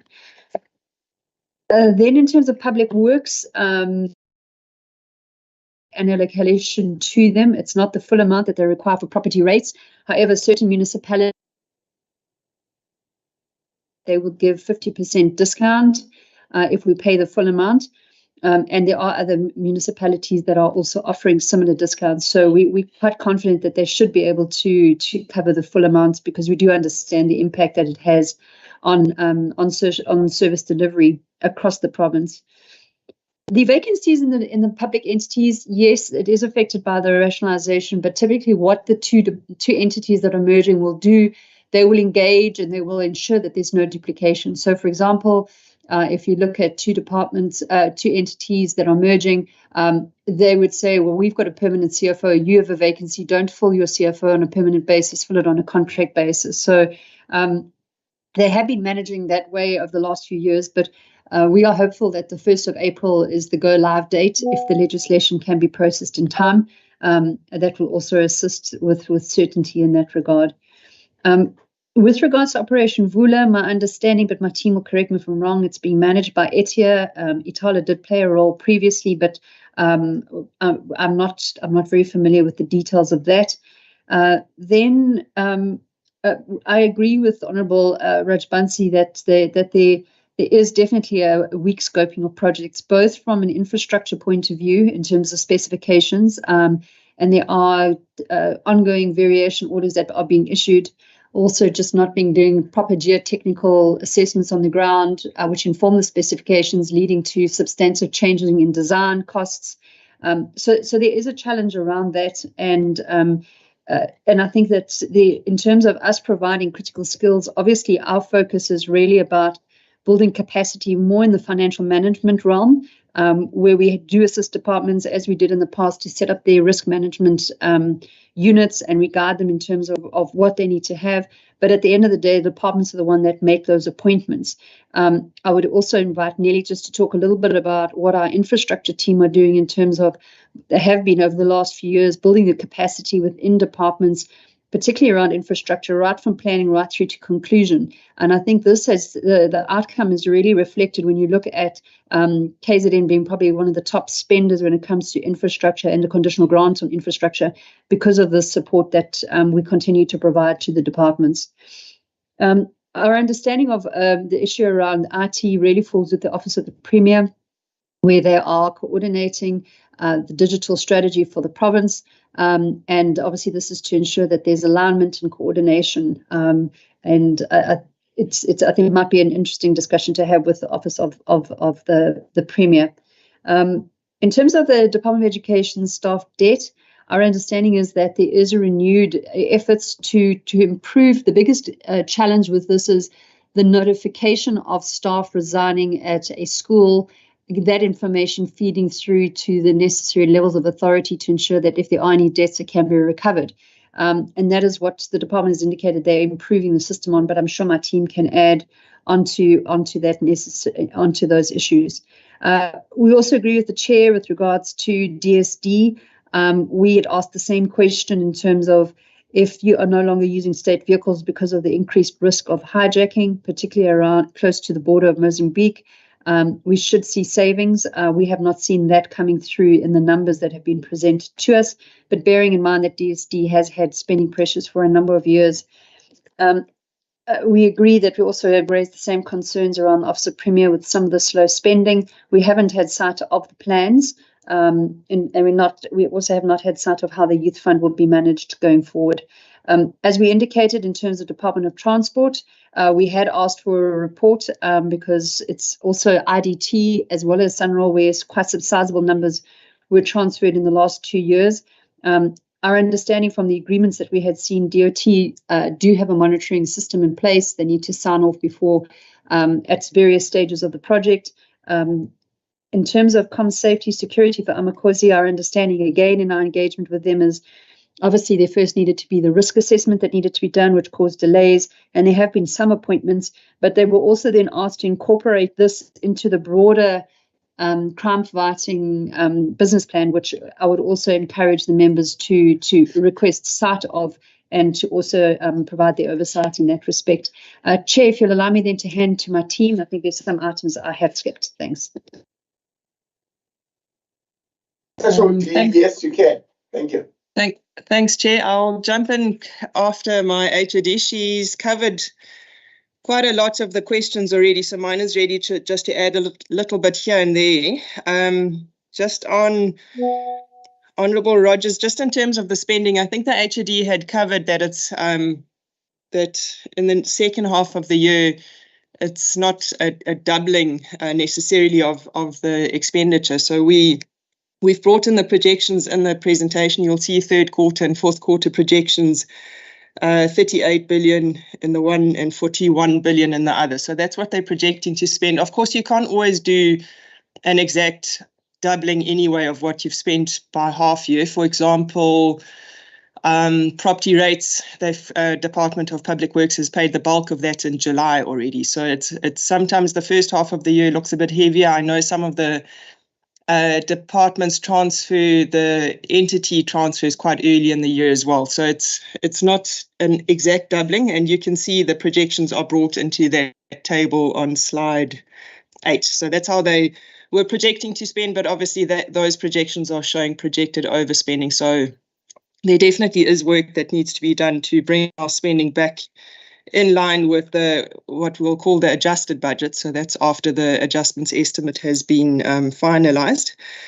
Then I think the only other thing I'm going to raise is just on the staff debts in the Department of Education. It is exactly what the HED was saying, that there's often a gap between when somebody resigns at a school and when the district office hears about that and captures it on the system. But if you look in the Green Book, you will see that education had planned and still plans to over the next year or two to bring in an electronic e-submission system. So that is specifically because they could see that this is an ongoing problem that's not going to be fixed just by employing debt collection agencies after the fact. What you're trying to do is to stop the problem from occurring. So they are planning on putting together an e-submission system that also includes e-leave so that everything is captured electronically and makes things a lot more efficient. But obviously a system doesn't get built in a day. So the project, I think, is starting in the current year, runs over 2 years, if I'm not mistaken. So yeah, I think they're taking the right steps. In the interim, of course, we try and just see that they manage their staff debt collections as best as possible. We built in an incentive for them once to say that whatever you collect will allocate back to you. We haven't seen too much success from that, though. Yeah, I think that's all. Thank you, Chair. Thank you. I saw Lizanne. Thank you, Chair. Yes, you can have them. Just 2 specific questions that were asked on the entities. I think Honourable Zulu asked about ADA. So ADA spending on the funds that were rolled over was positive at 54%. So everything that was committed by the year end was well on their way to be spent. The 2 projects where funds were rolled over that has not been spent by ADA at mid-year related to the Ntingwe tea sales. So although we allowed ADA to receive the rollover, that is tea money that really belongs to the shareholders of Ntingwe tea, which is DARD and ADA jointly, or the new Ntingwe board. So it was basically to be held on to ADA until the Ntingwe board gives them permission to keep it. And that's why it had not been spent. And then there were 2 COCTA projects in terms of which ADA collected management fees, and COCTA only signed on those projects in September. So before that was not approved, ADA could not spend it, but we are positive that they will spend that. In terms of Operation Vula, there are still money with the IDFC. It's a small amount. It's about 10 million that was granted in prior years. It's all committed. By mid-year, IDFC had spent 2 million of that, and that's for construction SMMEs. It's all committed, but it's contracted to such an extent where once a contractor achieves a particular milestone, only then is he or she allowed to get the next tranche. So it's fully committed, and we are happy that there is movement on Operation Vula under Itala. I'm not sure under ETIA if they had set aside any money for Operation Vula this year. Thank you. Thank you, Tanya. I hope. I saw Honourable Majopa.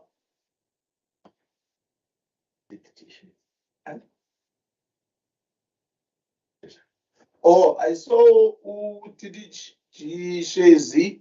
And then can I firstly give Honourable Majopa first, and then I'll move into Usisneli Shezi. I was covered, Chair. Thank you. Oh, okay. Thank you. Can I then give to Usisneli Shezi? Thank you very much, Chairperson. Good morning to yourself and good morning to all the honourable members that are in the platform. I think Honourable Zulu asked a critical question around whether as a province we have money to assist education and health to fill some of the critical vacancies. I think at the moment as a province, we do not have this kind of money. We would have to then reprioritize from within our baseline.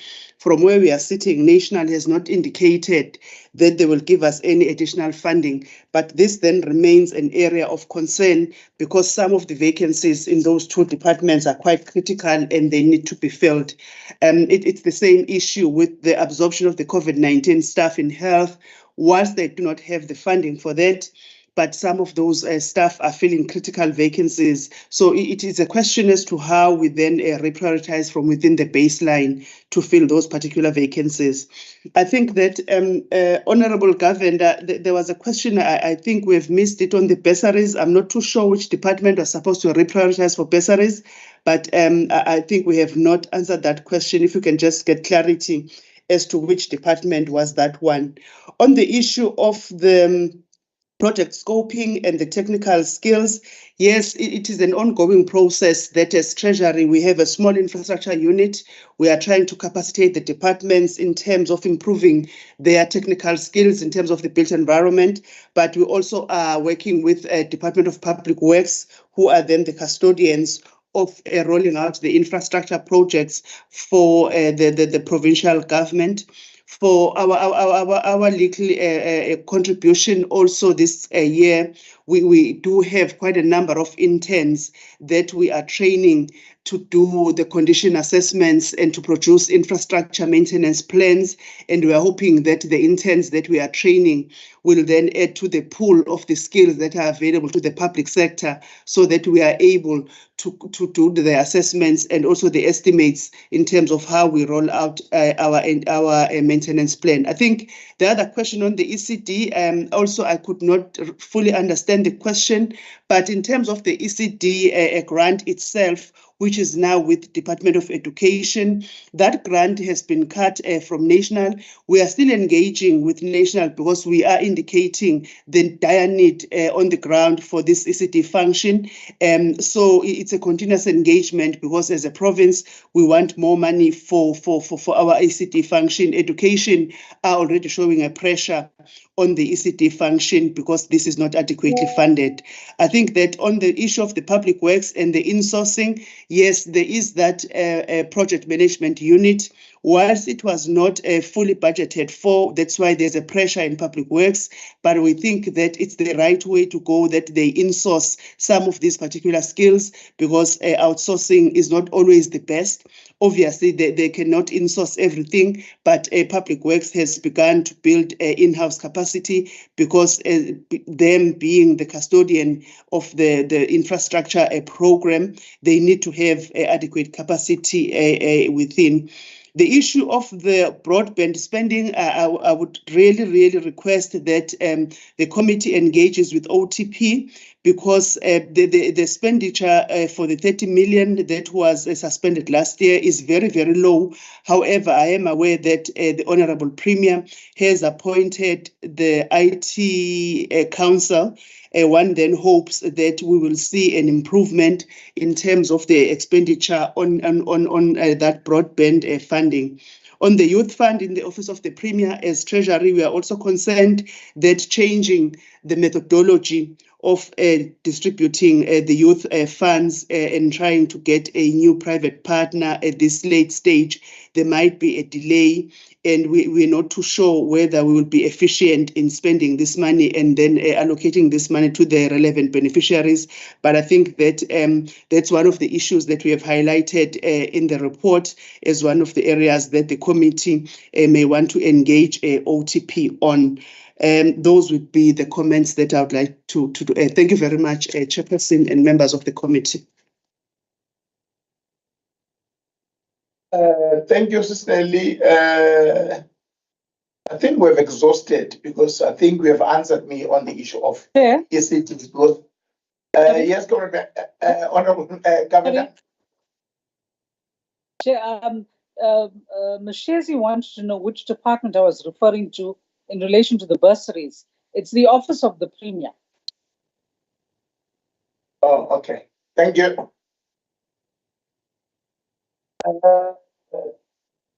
Ma'am Shezi, are you still there on that question that you have asked on the issue of bursaries? Thanks, Chairperson. Yes, Office of the Premier are still indicating that they will reprioritize from within to fund those particular bursaries, even though it does seem like there is a delay, especially on their aviation program. So I think it's one of the issues that we have raised in the for discussion, and the Oversight Committee can then engage Office of the Premier on that particular project. Thank you. Thanks a lot.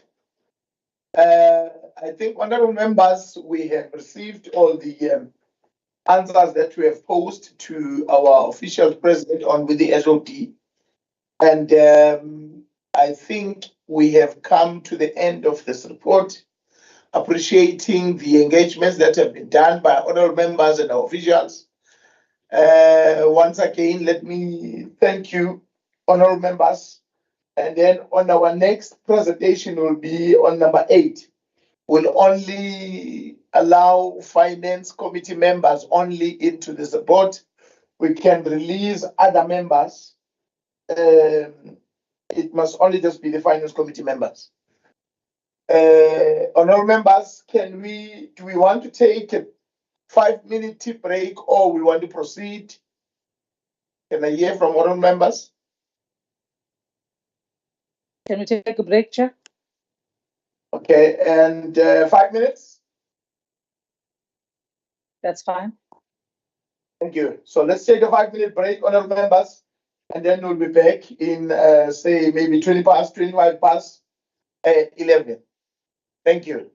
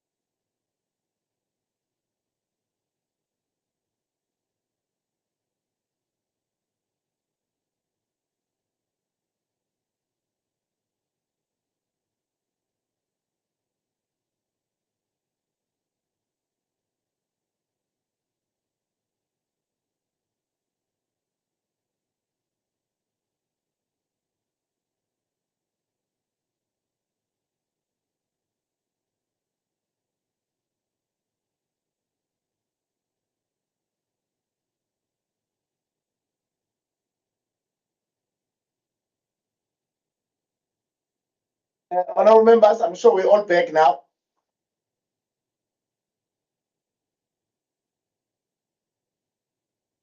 Honorable members, are we back? We back. We back. Thank you. Without a further ado, we are now going to get a presentation on 2023-2024 second quarter financial and non-financial performance reports for vote 6 Treasury. Also, I believe that we have received the reports a couple of days ago with all members. I hope that all members have received the reports, and I also hope that members did go through the reports, so that maybe we'll allow Treasury to summarize the report, or if not, honorable members, if we did not, then Treasury will just take us through the full report. I think honorable members will guide me on that one. Honorable members.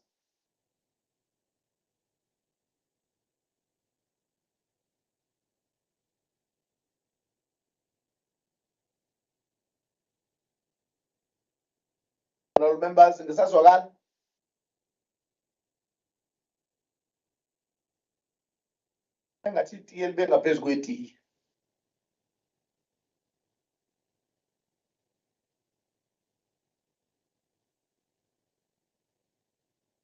Chair, it sounds good to me. Thank you. Other honorable members, are they all back? Honorable Governor, let me just do a roll call. I'm here. Thank you. Honorable Majopa.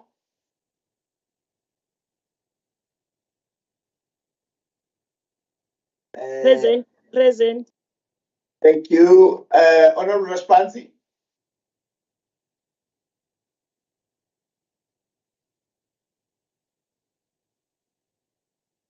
Honorable Makeba.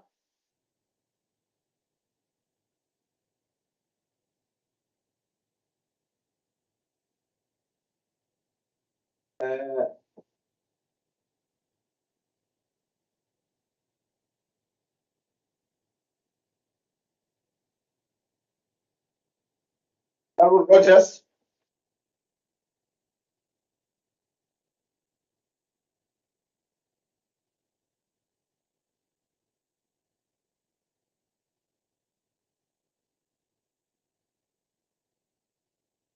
Honourable members, what do we do? Do we proceed or we wait for members to join? I don't know what do we do, Mhlambe. What do we do? Are we not correcting, Chair?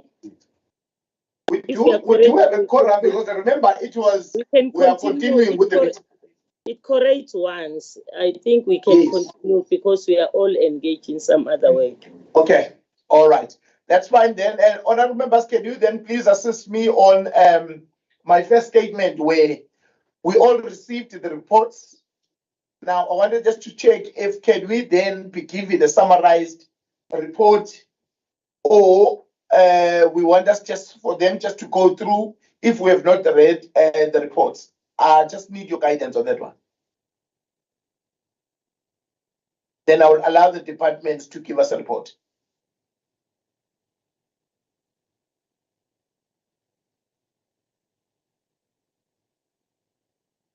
Okay. Then can I then give Treasury to give us a report, presentation? HOD. Thank you very much, Chair.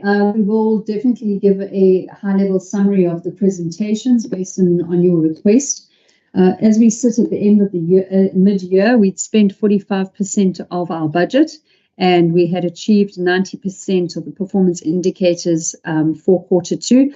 But we also give us an assessment of how we were achieving year to date, just to give the committee members that sense. We obviously have had a number of spending pressures as well, and we've had to reprioritize.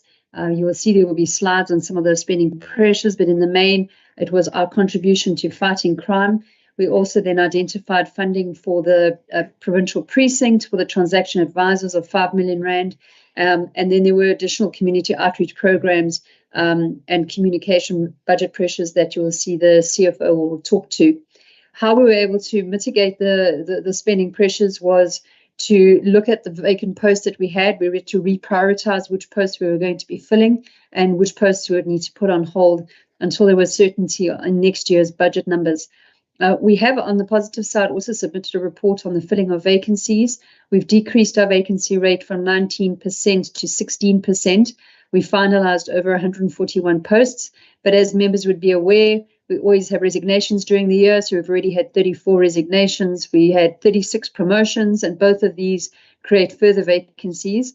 We've also recently received DPSA's concurrent approval of our new structure for internal audit. Members will recall we indicated that we want to move away from reliance on consultants and build our own internal capacity. And so that looks at an additional 81 posts. So the funding is there. The funding was obviously under consulting fees, which will now become compensation of employees. Chair, I will then ask the CFO, Tabani Ndlovu, to take us through the financial report, followed by Ade Zwane, who will then take us through the performance information. Thank you, Chair. Thanks, HOD. Good morning, Honourable Chair and the members of the committee, my HOD and colleagues. I will present the high-level summary of the report as flighted before the members for Vote 6 Treasury as a department for the period of the first 6 months, which is ending at the end of September. Going to the first slide, Chair, it is reflecting the budget versus expenditure for the period of 6 months. You'll see it is presented in terms of the programs from program 1, 2, 3, 4, and 5. The department has 5 programs as they are named on the screen, all the members can see. And corresponding to each program, you will see it's the budget, then the second column expenditure, then the projections for the quarter. For the quarter ending in September, then the projected over or under column, then the percentage spent and the comparative information from previous financial year. Starting with administration, as the HOD has indicated that we had some expenditure pressures. You'll see that program 1 was projecting to be over, they said, at the end of the year by 18 million rand. Mainly it is coming from wage agreements increase that were not budgeted for, also from goods and services. various items, adverts, contractors, computer services, venues and facilities, and crime prevention initiative, which was a SOPA pronouncement by Honorable Premier. So overall, most of this was not budgeted for under Program 1. As a result, we're showing the pressure of 18.7 million rand. But in terms of the expenditures, you see that department or the program was at 49.6% in terms of the expenditure against the budget. Going to Program 2, Sustainable Resource, it was projecting to be under by 3.1 as at the end of September. Mainly here, it was after considering the SOPA pronouncement as well of it's not SOPA pronouncement, I mean the feasibility study, where we'll be updating the report for feasibility study, the PPP for government precinct. That money will be transferred to the Department of Public Works. Other than that, this program was showing that it will be under by 3.1 million rand. That amount will be transferred during adjustment estimate to Program 1, which is showing a pressure. Then going to the third program, financial governance, it was showing it was projecting under by 8.6 million rand. Mainly it is coming from vacancies. We will see that it is indicated there under comments column of about 7.5 coming from unfilled post that the department is currently busy filling, and goods and services as well as projecting to be under by 2.2. Only capital expenditure, it had a small pressure of 1.1. Looking at the net figure of 8.6, that will also be moved to Program 1 to offset that pressure of 18.7 million. Program 4 internal audit was also projecting to be under by 5.6. In the main, it is also coming from compensation of employees after offsetting a small over projection of 1 million rand from goods and services, as well as a small over projection of 22,000 rand coming from transfers and subsidies to mainly to the item household for staff exit cost, as well as payment for capital assets for the rollover commitments that came from the previous financial year that we will not get what you call the rollover from budget office 4. So the admin had to make an internal reprioritization to make sure that we are able to cater for those rollover commitments. If we go to Program 5, Municipal Finance, we'll see that it was at 47% with the expenditure projecting to spend less by 2.7 million. The reasons are given there. In the main, the 2.7 million figure is a net between compensation of employees saving and over projection on goods and services, as well as capital expenditure. Then it netted with 2.7, which will also be added up to make a provision for that 18.7 million under Program 1 that is showing a pressure on. Chair, if we look at department overall, the budget that was allocated in the main allocation was 678 million, and the expenditures at the end of the first half of the financial year was 303 million.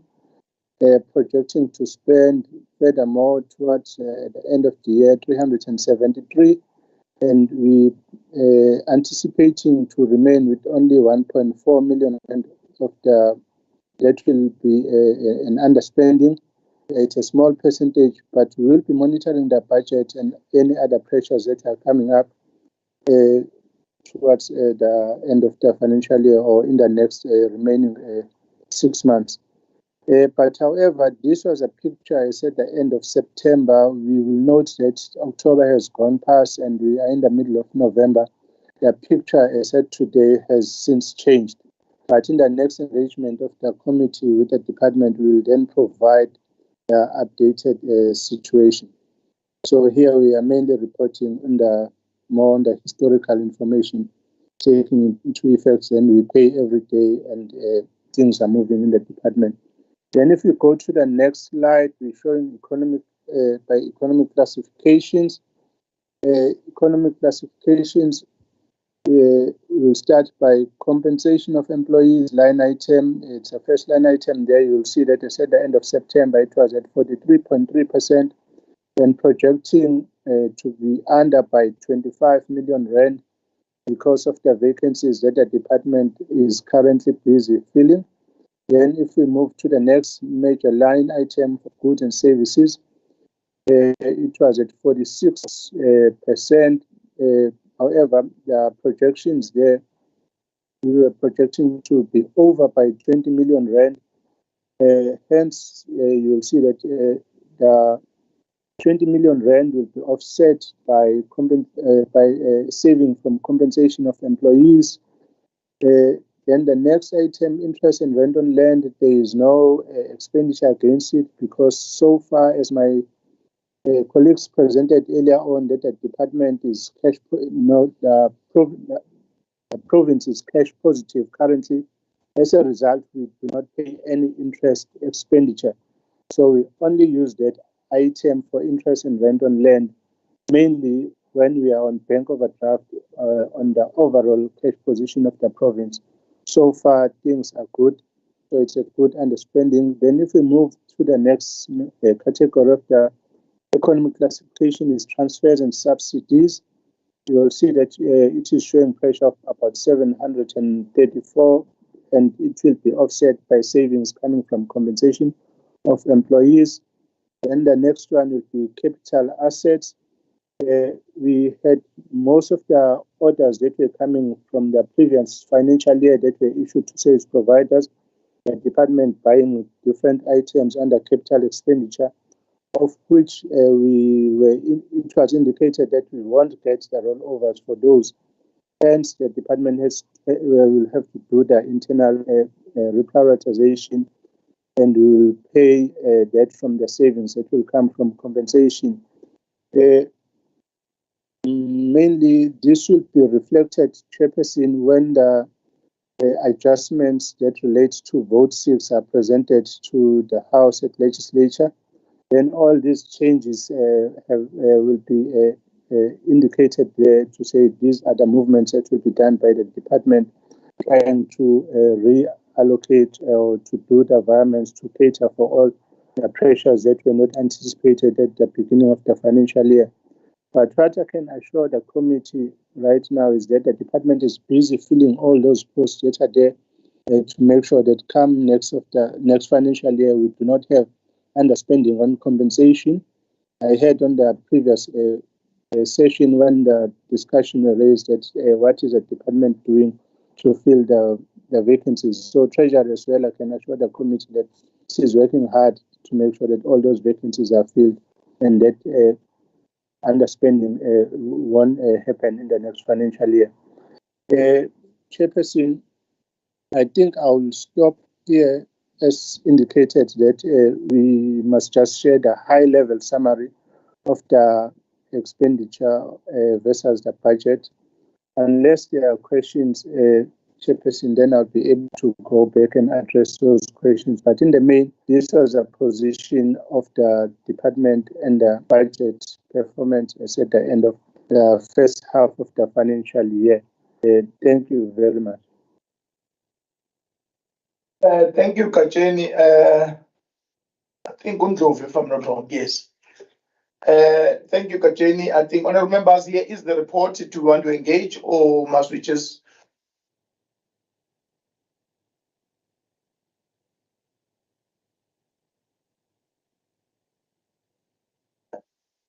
I'm not sure if I lost you.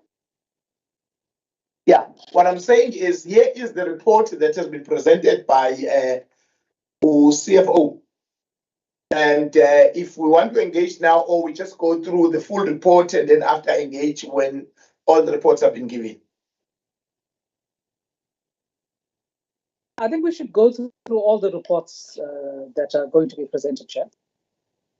Yeah.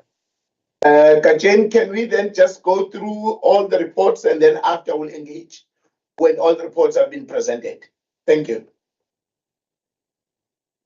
Okay, thank you, Chair. What was for me is just to present the first two slides, which shows the high level of the department. The next report that will come will be from my colleagues from M&E Monitoring and Evaluation, where they will present the APP targets and the achievements of the department. But from the financial point of view, this was just a high-level summary of what was the department performance for the first 2 quarters of the financial year. Thank you. Thembi Mkuchula or Mrs. Aida Zwane, the Chief Director, Corporate Services, will take the committee through the APP performance report. Thank you, Chair.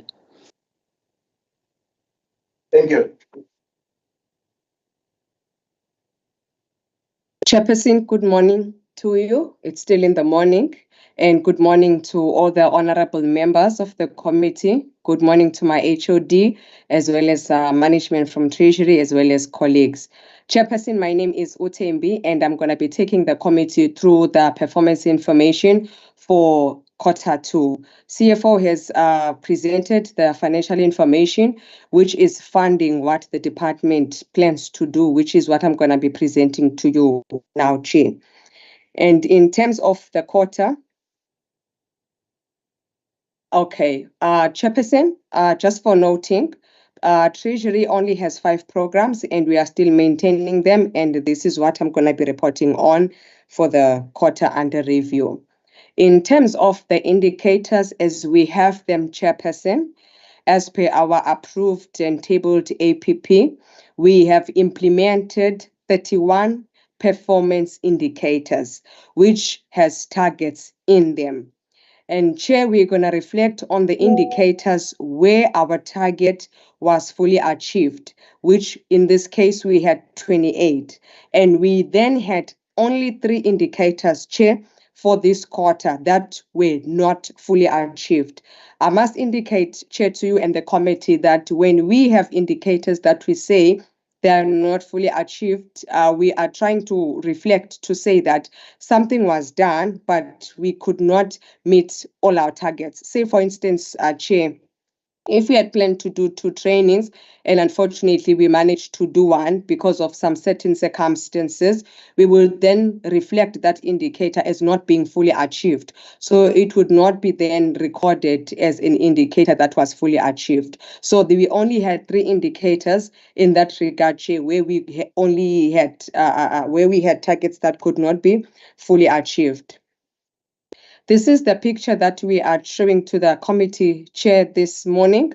We are reflecting to you, Chair, what we have as our planned annual indicators and targets for the year, and what we have achieved to date, which is where we are, including our reported performance for Q1 as well as Q2. So we can you can be at ease, Chair, in terms of seeing where the department is and if there is an indication as to whether the department will be able to achieve the annual target come the end of the financial year.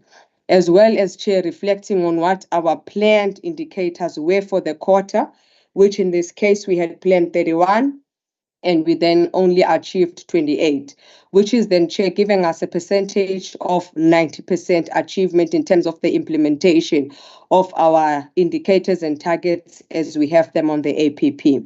Chair, you have indicated that we must reflect a very high level report. So I will not be talking to program 2 and I will not be talking to program 5 because, Chair, those programs have achieved the 100%, which means everything that was planned for the quarter was fully achieved. So I would only reflect, Chair, on where we had indicators where our targets could not be achieved and just reflect on the reasons why we could not fully achieve those indicators. I'm going to start with program 1, Chair. We only had 1 indicator, Chair, where our target could not be met, and the target is relating to our payment of invoices, Chair, within the 30 days. And, Chair, unfortunately, there was an invoice that was sitting with the responsibility manager, and then unfortunately it could not be included to be paid within the 30 days. However, there was then a consequence management that then also followed in that regard. So, Chair, we were sitting at 98% 0.8%, which you can equate it to a 100%. But because we still have to reflect, if we had any invoice that was not paid, then we still reflect. But technically, Chairperson, we are sitting, our percentage is quite a good percentage. Then I'm moving on to the next program, Chair, which is program 3, where we are reflecting our achievement that was not fully achieved as we had planned. And Chairperson, this is coming from our supply chain management, where we had planned to implement 4 indicators and only 3 indicators could be achieved, Chairperson. And this is now coming from the review of our policies in line with our SCM legislation, sorry. So, Chairperson, in terms of what the unit has planned, we had planned to do 4, but unfortunately, of what was planned, we could only do 2 because we have a lack of the warm bodies in this unit due to resignations that are happening. However, Chair, as part of the corrective actions, the process of filling those vacant posts are underway.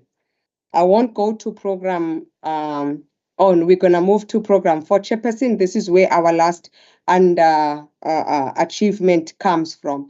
And this, Chair, is coming from our follow-up audits. We had planned to do 12 and we could only do 6.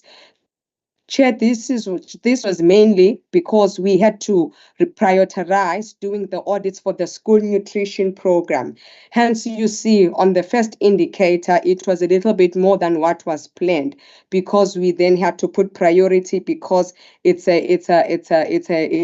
take priority that the audits for the school nutrition program be done as soon as possible. So we could then not do the 12 that we had planned, Chair, but we only managed to do 6. However, Chair, by the look of things, we are going to be able to achieve the rest of the targets come the year end. Chairperson, this is our high level.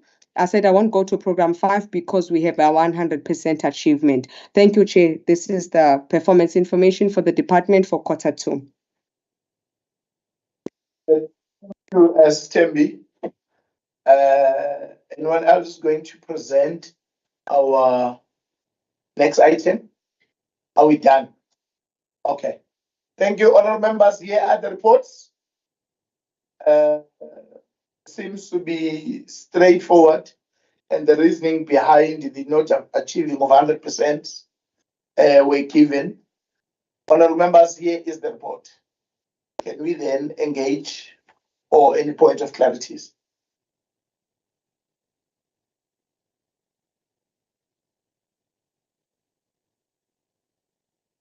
Honorable Governor. Thanks, Chair. Chair, the only issue, and I think that we must commend Treasury on their performance. You know, one of the things that the AG says is that your budget expenditure must match your service delivery. So I think that's important. But having said that, I do want to raise this issue, which we have been raising with Treasury for the past few years, which is the issue of the filling of vacant posts. Now, I'll see that in 4 of the programs 2, 3, 4, and 5, there are vacancies that have not been filled, and we are told that they take 4 to 6 months to be sorted out. And in that period, they have been budgeted for. The funds have not been spent.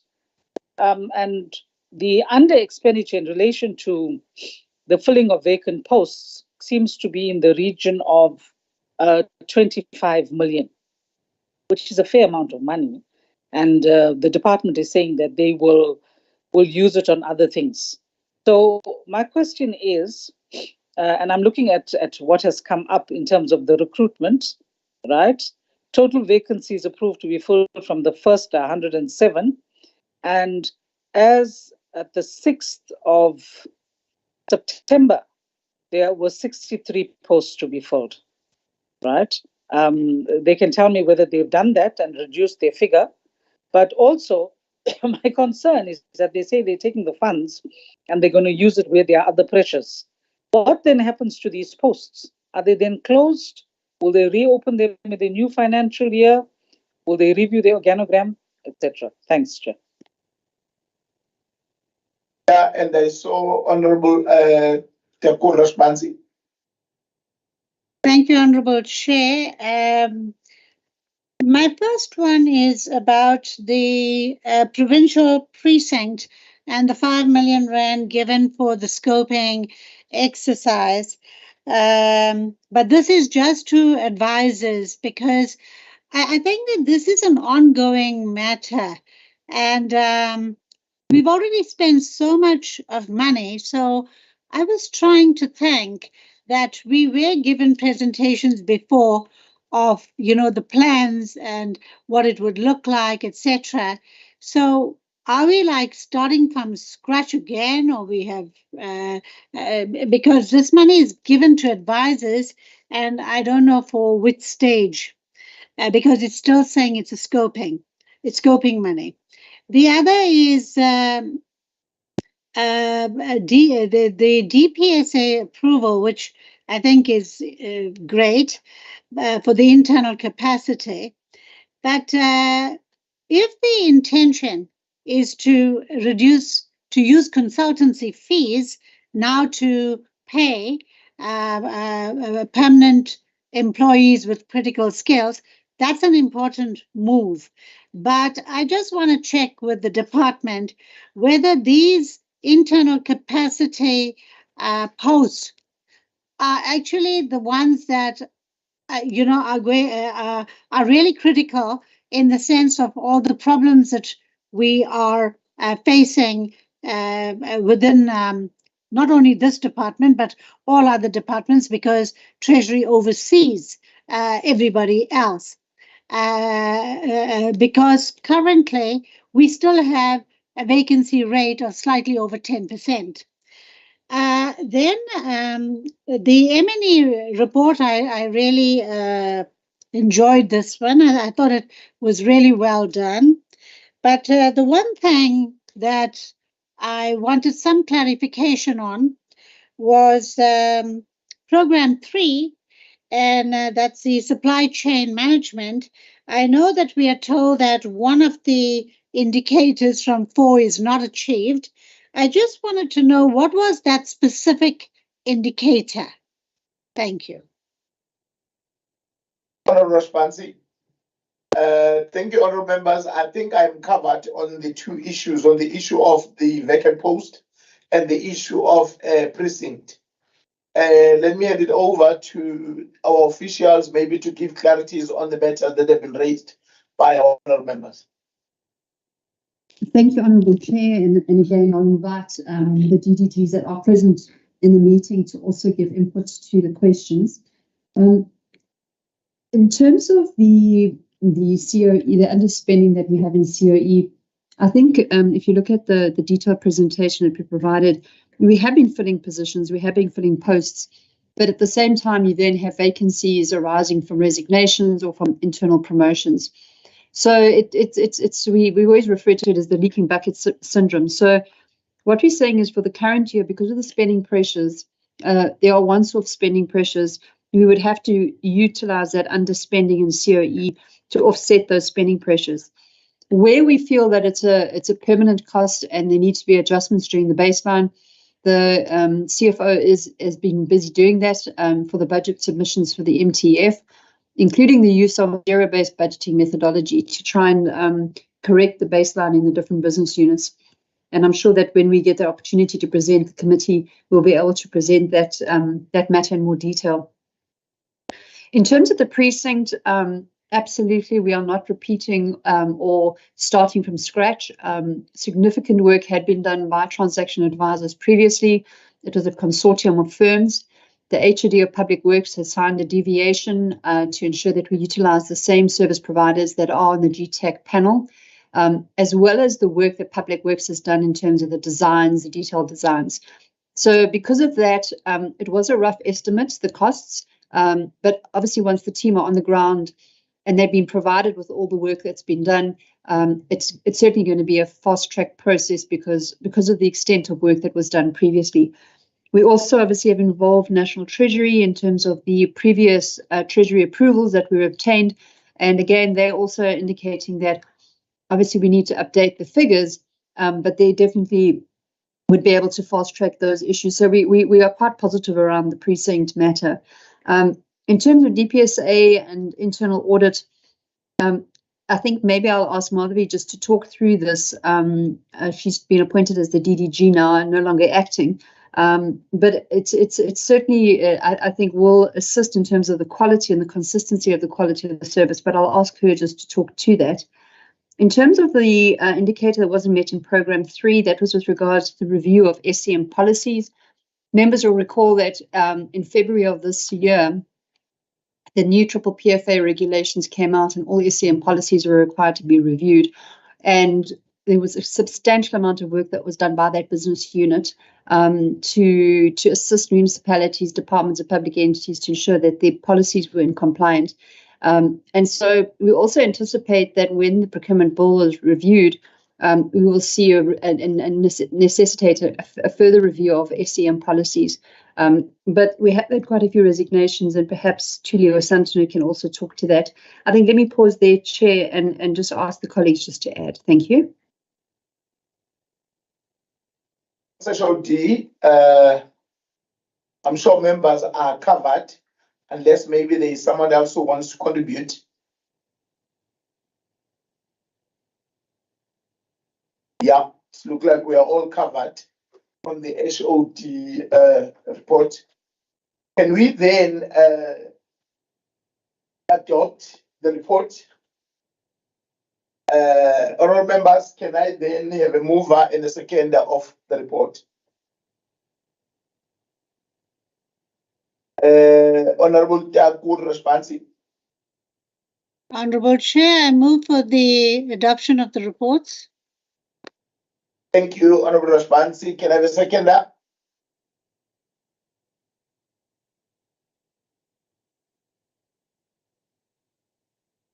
Can we have a seconder? Seconded, Chair. CQ. Thank you, Honourable Madlopa. So our report has been seconded. Therefore, we have reached the end of our meeting. Once again, thank you to Mrs. Carol and his staff. Officials who were present. Thanks to those Pai here with me. And also thank honourable members for our meeting that seems to have went well. The reports that have been given to us, we were really, I think our meeting has went quite well. Let's appreciate all the work that has been done. Thank you, and the meeting is adjourned. Thank you. Thank you, Honourable Chair. Thank you, Chair. Thank you. Thanks.